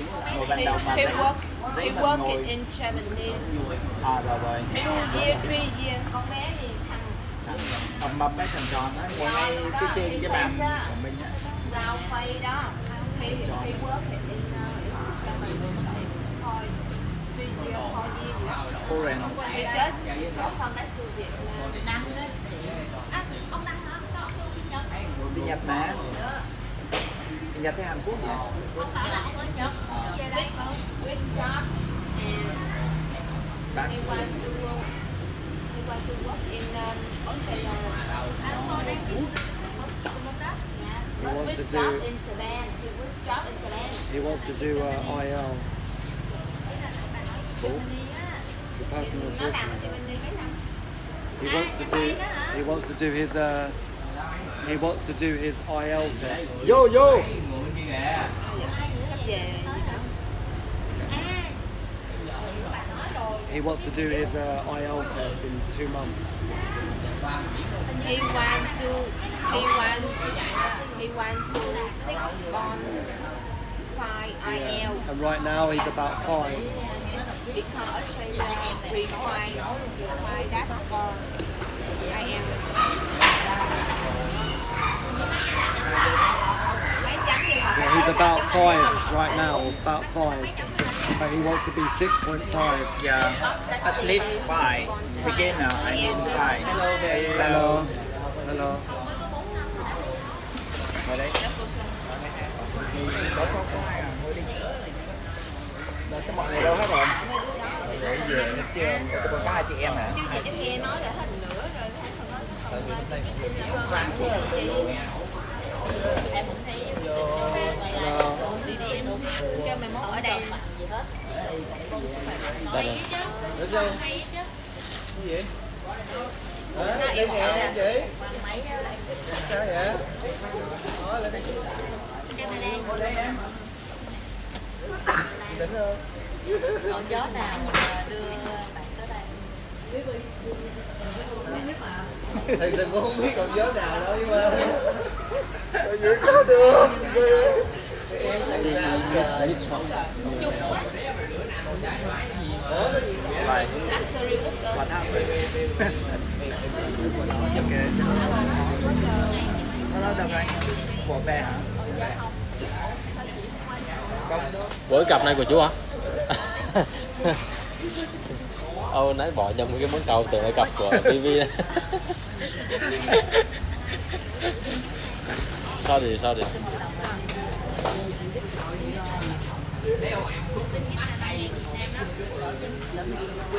Nam đi em Talking about được chị politics nhân đó is very complicated. Definitely, yeah. So not many people 2 tỷ master em nhìn cái bức minh là the 2 tỷ một politics năm policy.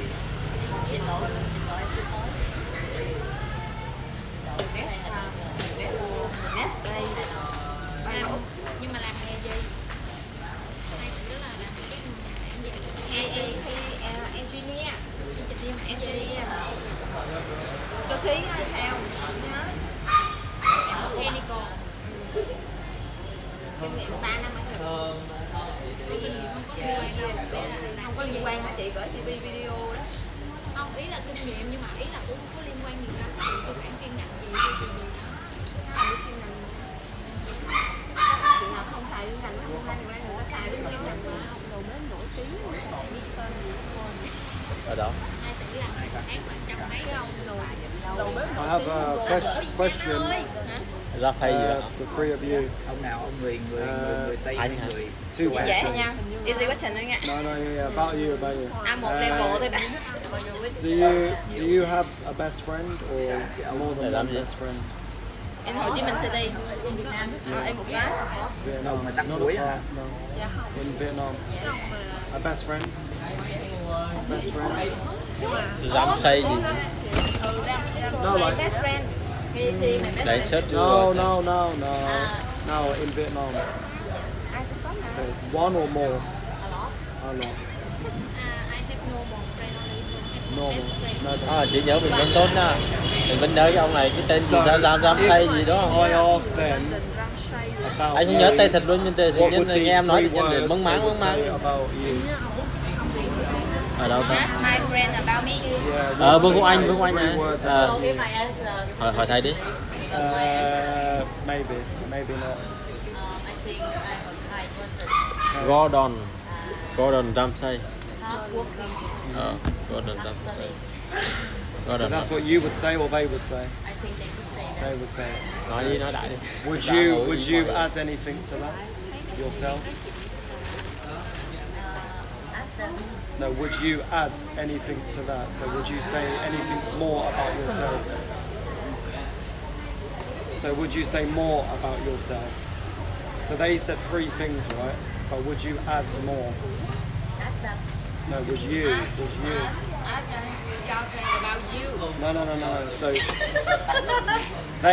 so I said, so I asked your friends about you and they said 3 things about you. Just 3 things. So would you add more? So what I mean by that is they said you're hardworking, hard study, kind. So, but what would you say about yourself? Would you add anything to the 3? Tức là tôi hỏi cái người bạn của bạn 3 câu hỏi đúng không? Thì bạn có thể là nói gì nhiều hơn 3 cái câu đấy không về bản thân mình? Đó. Perfect. Be unique. Be unique. My brand nhận xét nói sao chị? My brand Comment. comment comment about me. Hardworking. Love beauty. Honest. Love beauty. Just love beauty, man. Love beauty. Love beauty. Lovely. Lovely. No. I like love beauty. Very plastic.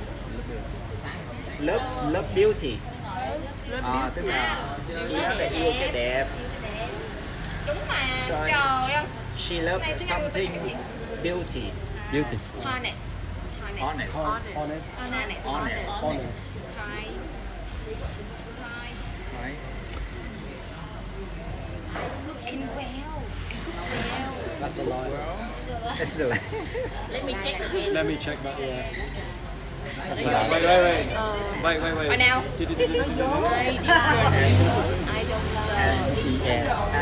and And gì? 4 luôn rồi, and gì nữa? talkative. Talkative. Like you talk. Not talkative. You. She What about you? about me. Funny. Funny. Sometimes extrovert, sometimes introvert. Depends on the weather.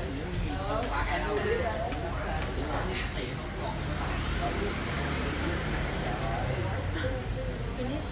It's just 2. You are. Does it depend who you're with? Introvert, extrovert. So, and you. Yeah, I'm the same. And sometimes. Can you describe yourself in 3 words? Uh, That is good. But right. what would I say? It changes a lot. Maybe honest. Yeah, honest. Serious. Serious. Sociable. A little bit serious. Honest. Sometimes, yeah. Chỉ còn honest. I think maybe adventurous. Adventurous. Adventure. He like adventure. And independent. Independent. Independent. I think I am 50-50 introvert, extrovert. So do you think Depends who I'm with. You think you're sociable Depends who I'm with. Depends who I'm so with. far? I think I'm sociable in class. In class. And what about Outside of class, maybe not so sociable. the times when you went to the wedding party? So you're very sociable. Everybody like you. Depends who I'm with. The Everybody atmosphere. like Depends on the environment, atmosphere. Yeah. I think if I'm working, I'm more extrovert. But if I'm on my own, I'm more introvert. Yeah. trường hợp. So I mean, sometimes we have to be introvert, sometimes we have to be extrovert. Depends on When the environment around. Ở những trung cấp lớp không có nghe những cái từ đó đâu. To the place where a lot of strangers, we cannot,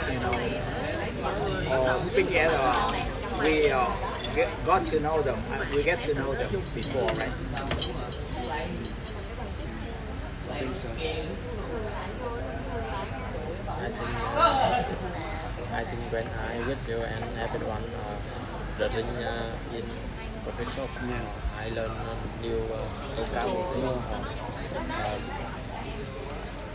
Some new vocabulary, nothing don't hear in the classroom.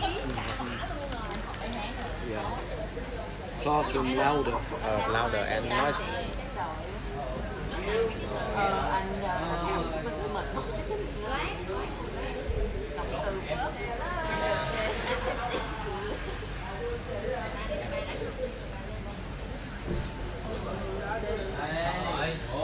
Do you know them?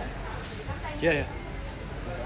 Yesterday I go on charity trip with her. And Trin I play football with. Her student or Student, Miss Son, yeah. Yesterday charity and I play football with him. But she likes to keep separate. It's normal. He wants to talk with everyone. She not comfortable. Can she speak in English fluently? No. That's why she doesn't want to. maybe she Not confident. Not confident. Like speaking English, you're not confident. Why? Because I know she is teacher, English teacher. She not accountant.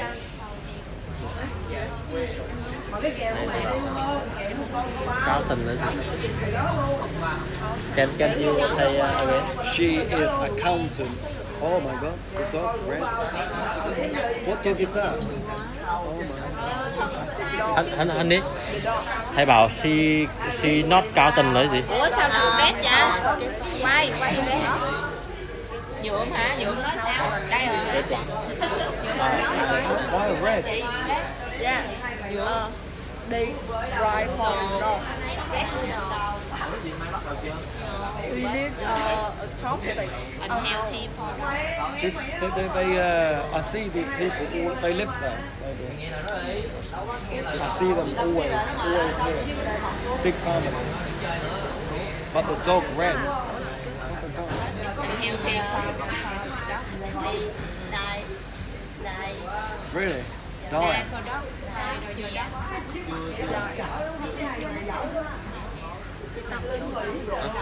Yeah, she accountant. She study Lisson Monday, Wednesday, but English a little bit. But she confident Vietnamese, but English no. So uncomfortable. And also new people uncomfortable. But he very sociable. Because his English Better. Why she teach English? She doesn't.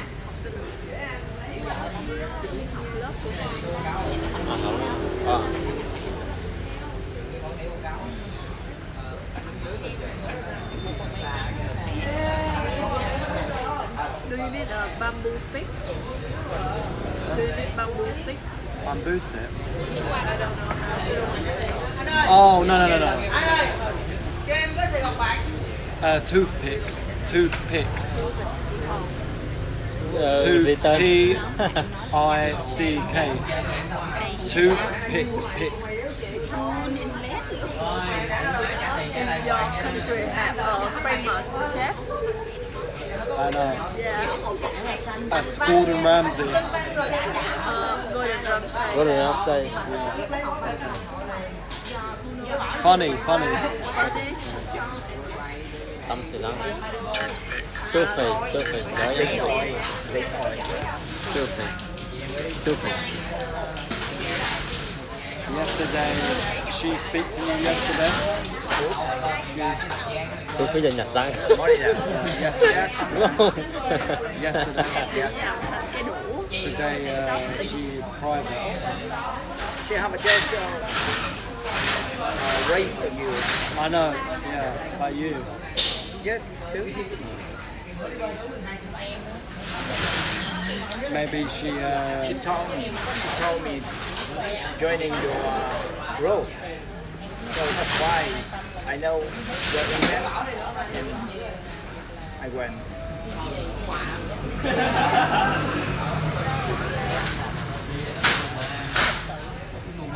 She always like that, maybe normal, all of you. new, Sometimes very, yeah, she maybe not a little bit shy and yeah. face to the stranger. Yeah, But and when also vocabulary, and also lack of vocabulary. So the main thing is that maybe if she sit here, you would ask her some questions by English. But so she a like little bit yesterday, shy. when you speak, not you, when we talk, maybe like your level better, song level better, feel it, slowy tang, so some difficult for her. Yeah. So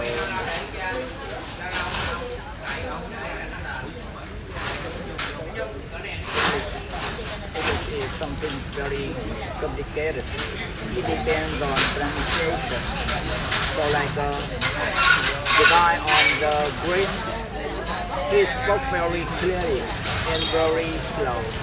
So easy to hear. But some people they speak too quick. So they didn't pronounce the ending sound or even the first sound.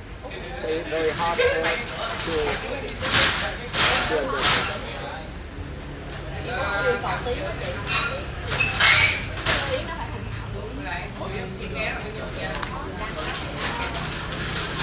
Oh, Ben, your hair, original hair is straight or curly? Curly. Oh, Curly. xoăn á, tóc xoăn. Đen xanh. Đen xanh à? Tóc xoăn, chị muốn hỏi là cái tóc gốc của Ben là tóc thẳng hay là tóc xoăn? Curly.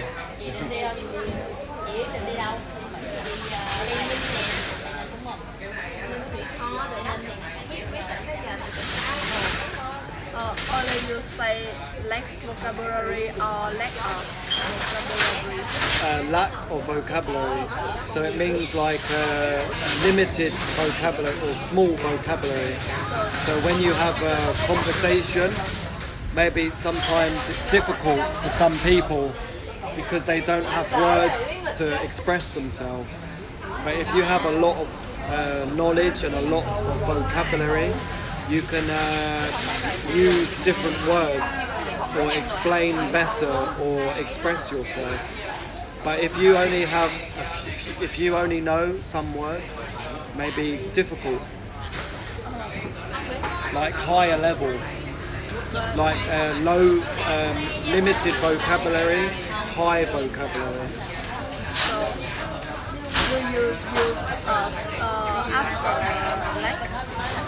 Do you use Lack of vocabulary, yeah. Or lack of knowledge, or lack of Lack of money. lack of money. Yeah, lack of money. Yeah. I lack of money. Anh đó hợp với đi. Yeah.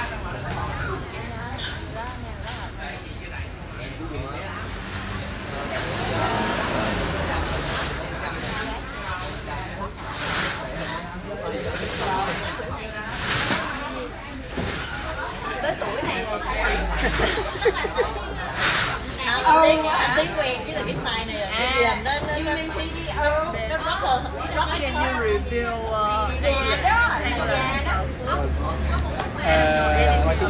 Good food. Roast dinner, very good. We have a lot of puddings, like desserts. We have a lot of different pies, a lot of cakes as well.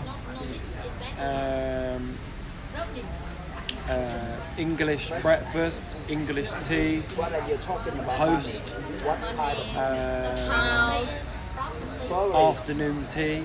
Yeah, we have some good things. Yeah, Toast, tea, bread, bread. and then 1 minute, bing. Yeah, toasted.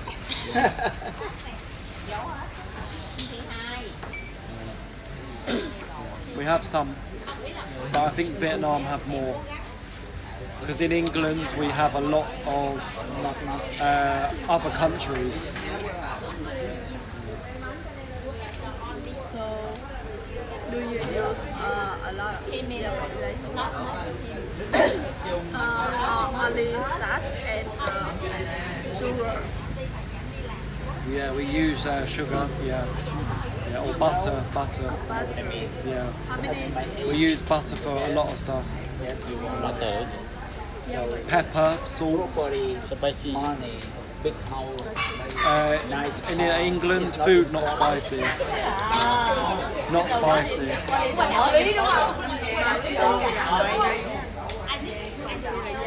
I do workout. I do workout every day. Nó như là một cái vật giống như đường muối, chả. Không, ý là ý anh là đọc cái phân giống nhau.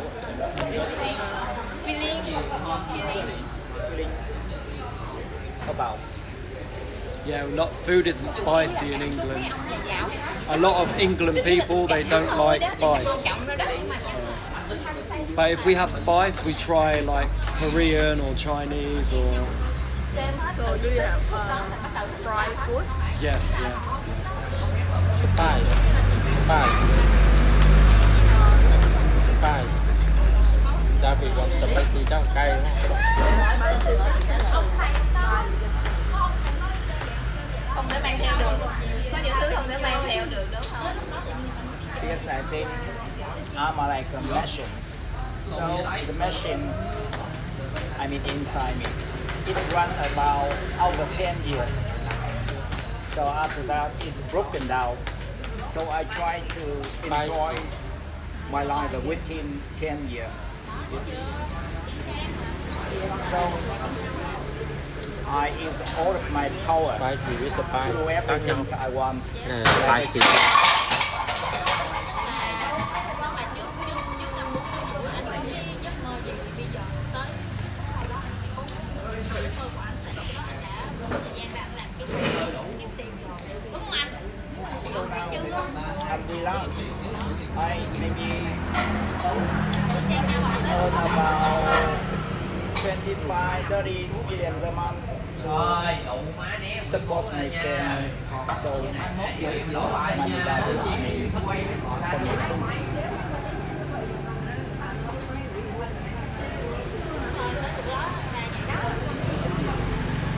it's not like before, right? Yes. Before maybe I have a we- question. What is the most important thing to you? Money. Yeah. Is my children.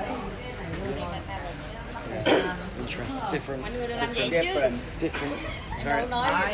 Do anh sẽ I and Ben, we tình cảm always hả? consider my health is first. Health?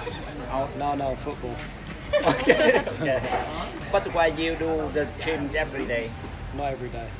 Okay, But 3 I days. do. Why do I do fitness? Yeah, like health. Yeah. Or fun. Why I said is my children cái mũ này nhỉ? Because when I young, I had experience with something already, and I think that I still do like that. Because if I don't successful, my children I will guide them for successful. Okay. Then you know the way to lead your kids become successful. Okay. Like Good way. like in the like when I read the Tam I like But it's interesting. Whenever you have a child, everything else becomes second. Child always number one. It doesn't matter. Usually the child always above everything else. Money, happiness, friendship, everything. Like when we Child always become number one priority. For parents. For parents. For parent, yeah, the number one priority is children. Before everything, children comes before everything. Like we say, family before friends. But for mothers or fathers, they say children before anybody. So like the first days of marriage, right? So we concentrate everything on our life partner. But when we have a child, everything changes. So we spend much time for my kids. So we don't care much about the wife. Last time I know when I was born in the province, my parents don't have time to take care of me. Something I want to do. This will last, but I don't know how to do. Now when I like to already, and I want to become my children's friend. Talk with them, and if they don't have knowledge in the life, I would rather. But I think you know you're very stronger, so you know it's any direction from your parent. So sometimes you maybe how do you say go will like you are not trained from your parent. So after you step out of your door and immediately you work outside. So you independent, Strong-willed. yeah, strong will. Strong-willed. Là một cách sống một cách gọi là hoang dã. Em á, No, not you, not you. I translate. Not you. Tức là một cách người ta gọi là nói chung là một cách mà độc lập, một cách Lots of words. không phải hoang dã kiểu tiếng Việt mình đâu, nhưng mà nó một cách nó tự nhiên đó, rồi đó. Tức là mình sống thì nó là tự nhiên nhất có thể, trên nó sẽ khác với cả những người mà giống như là người ta đang bao bọc ông thì thường cũng trở lên witness, những người mà stronger, example, she's You want more? No. in the future. It was good though. It was nice. She will live abroad forever. It was nice. I never tried before. Very strong, very The first time I tried Do you independent. know fishbowl? Confident. fishbowl. Yeah. After I think so. 5 or 10 years when she be back, Fishbowl. we will see think the so. truth. Yeah. You know that? Fishbowl. Yeah. Because she's I think so. Yeah. she's stronger. She's stronger. She has a lot of ambition. So that's why she dare to go abroad alone. But for many women, they are afraid of go there, going there alone. Right?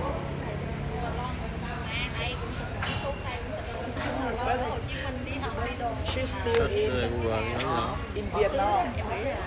Go abroad is different. Like all the foreigners, they very confident. They love traveling, so they will go anywhere they want. Fried fish balls. Fried fish balls. Khu hình ảnh cá viên chiên, hỗ trợ tận răng luôn. Đấy. Hỏi đi, anh hỗ trợ cho. Nhớ từ chưa? Hỏi đi, anh hỗ trợ cho. Is the fishbowl. Oh yeah, I have, yeah, before. Most of fishbowl store have this. Yeah. I've had this before. Yeah.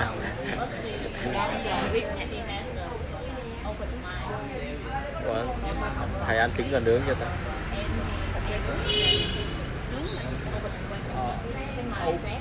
Open mind or open minded. Open-minded. Mai teacher, do you try? Thì bên cạnh cái Ba lúc. Yeah. Ba lúc hay sử dụng. minded là tính từ, open mind là động từ.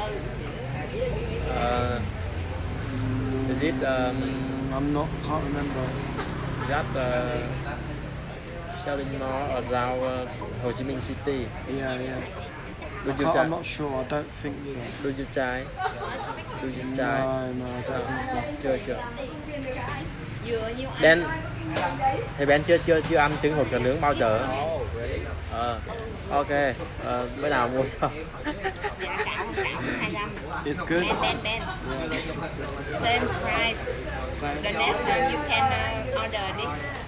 It's better. Reply for this. You don't know it. You don't know it. Okay. Not good. Not good. Cái gì nó guốc mắm hả? Shrimp bát Không. nữa hả? Cái gì? Hột gà nướng. Dạ. Trên food. It's bad. Trên food or snake. Will it smell or it's good or? Xiên nướng cái gì mà It mày looks sẽ cho ugly. smell. It's called fish bowl. Fish bowl, right? I've never tried it before. You eat this or no? Okay. Do you eat? It's good or? I eat before. I eat. Tiếng ơi, owner, can you? Go inside. Thôi á. Yeah, but before, why you not? I go inside to change You my. mà bỏ rau. I had Bỏ rau this. you and 25 I Việt went Nam đồng. inside to change my money. Why you not come with me? I go inside and change. I have a He I have a said he change. had a lot of money. I have a change. 3, 4. Before I had 500. And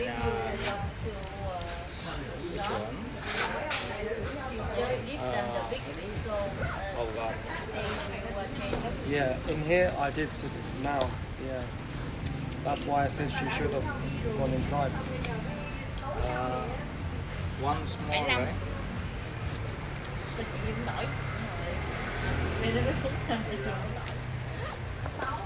Không nhớ đâu mà. Kiểm lại có đủ không? 25. What is it? 25. How much was it? 25 same. Cần được bối lại không? 25. Dư 5.000 hả? 25. Không có.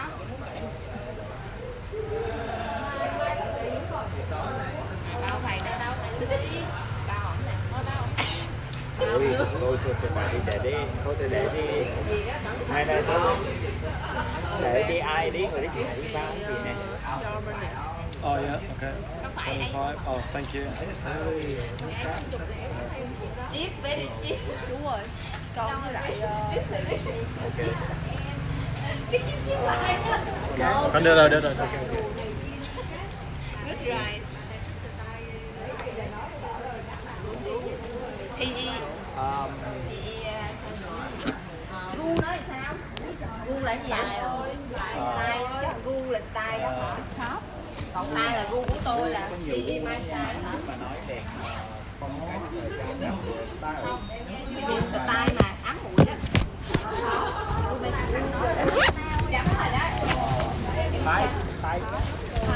Thái. Đi đen. What I say about the type, like that, you are my type, not your type, her type. Còn cái gu âm nhạc đó, cái gu âm nhạc thì nó gọi là genre. About music, it's called genre. Right? Bye bye. Bye bye. See you. Bye bye. See you. See you again. Okay. Bye bye. So do you want to go home or? Yeah, I think soon. But I need to talk to you about something. Yeah, just you. Yeah, Okay, now. something. Yeah. But I can't say to everyone. It's private. I'm not sure. think, isn't it? I don't know how to say. Actually, maybe not. What happened? I'm not sure how to say.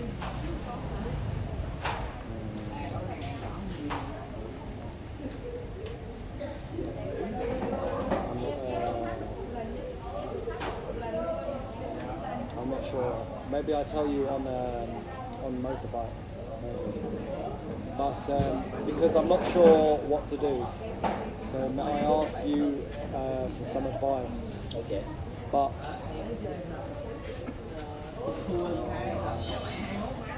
I'm not sure whether to just Refer to what? yeah, Emotion. kind of emotion, yeah. But it's I'm not sure whether to keep silent or whether to say something.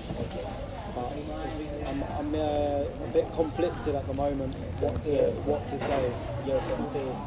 Not confused, conflicted. Conflict. Yeah. Like, do I keep silent or do I say something?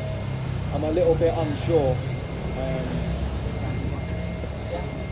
Okay, we go and we talk about that during the. But we say bye to them. Yeah. Bye. So on Wednesday, you teach.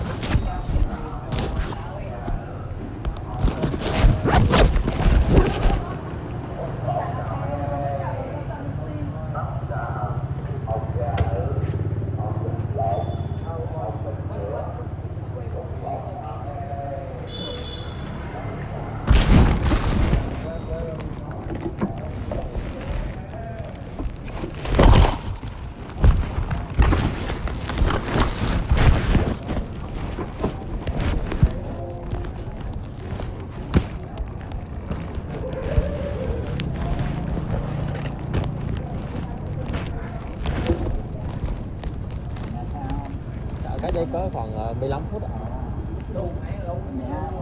Không, quận Gò Vấp ở cái gần công viên Làng Hoa chú. Không, gần công viên Làng Hoa. Không, thuê trọ.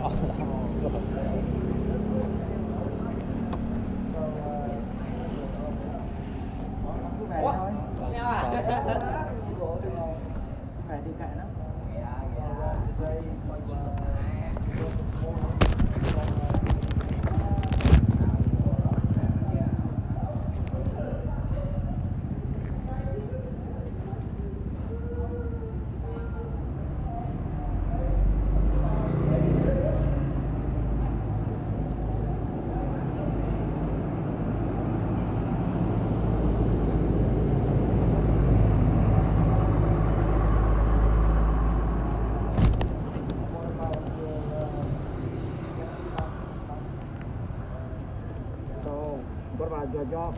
What do you do? Taxi driver? Company driver. Sorry? Driver for company. Driver for company or taxi driver? No taxi. When you work for a company, so you have to pick up and send out maybe the director or any staff, right? Tất cả ý là chỗ đó thì là con lái xe của công ty là chuyên đưa đón sếp cùng rồi nhân viên đi công tác rồi so around Brooklyn City or Vâng, ở trên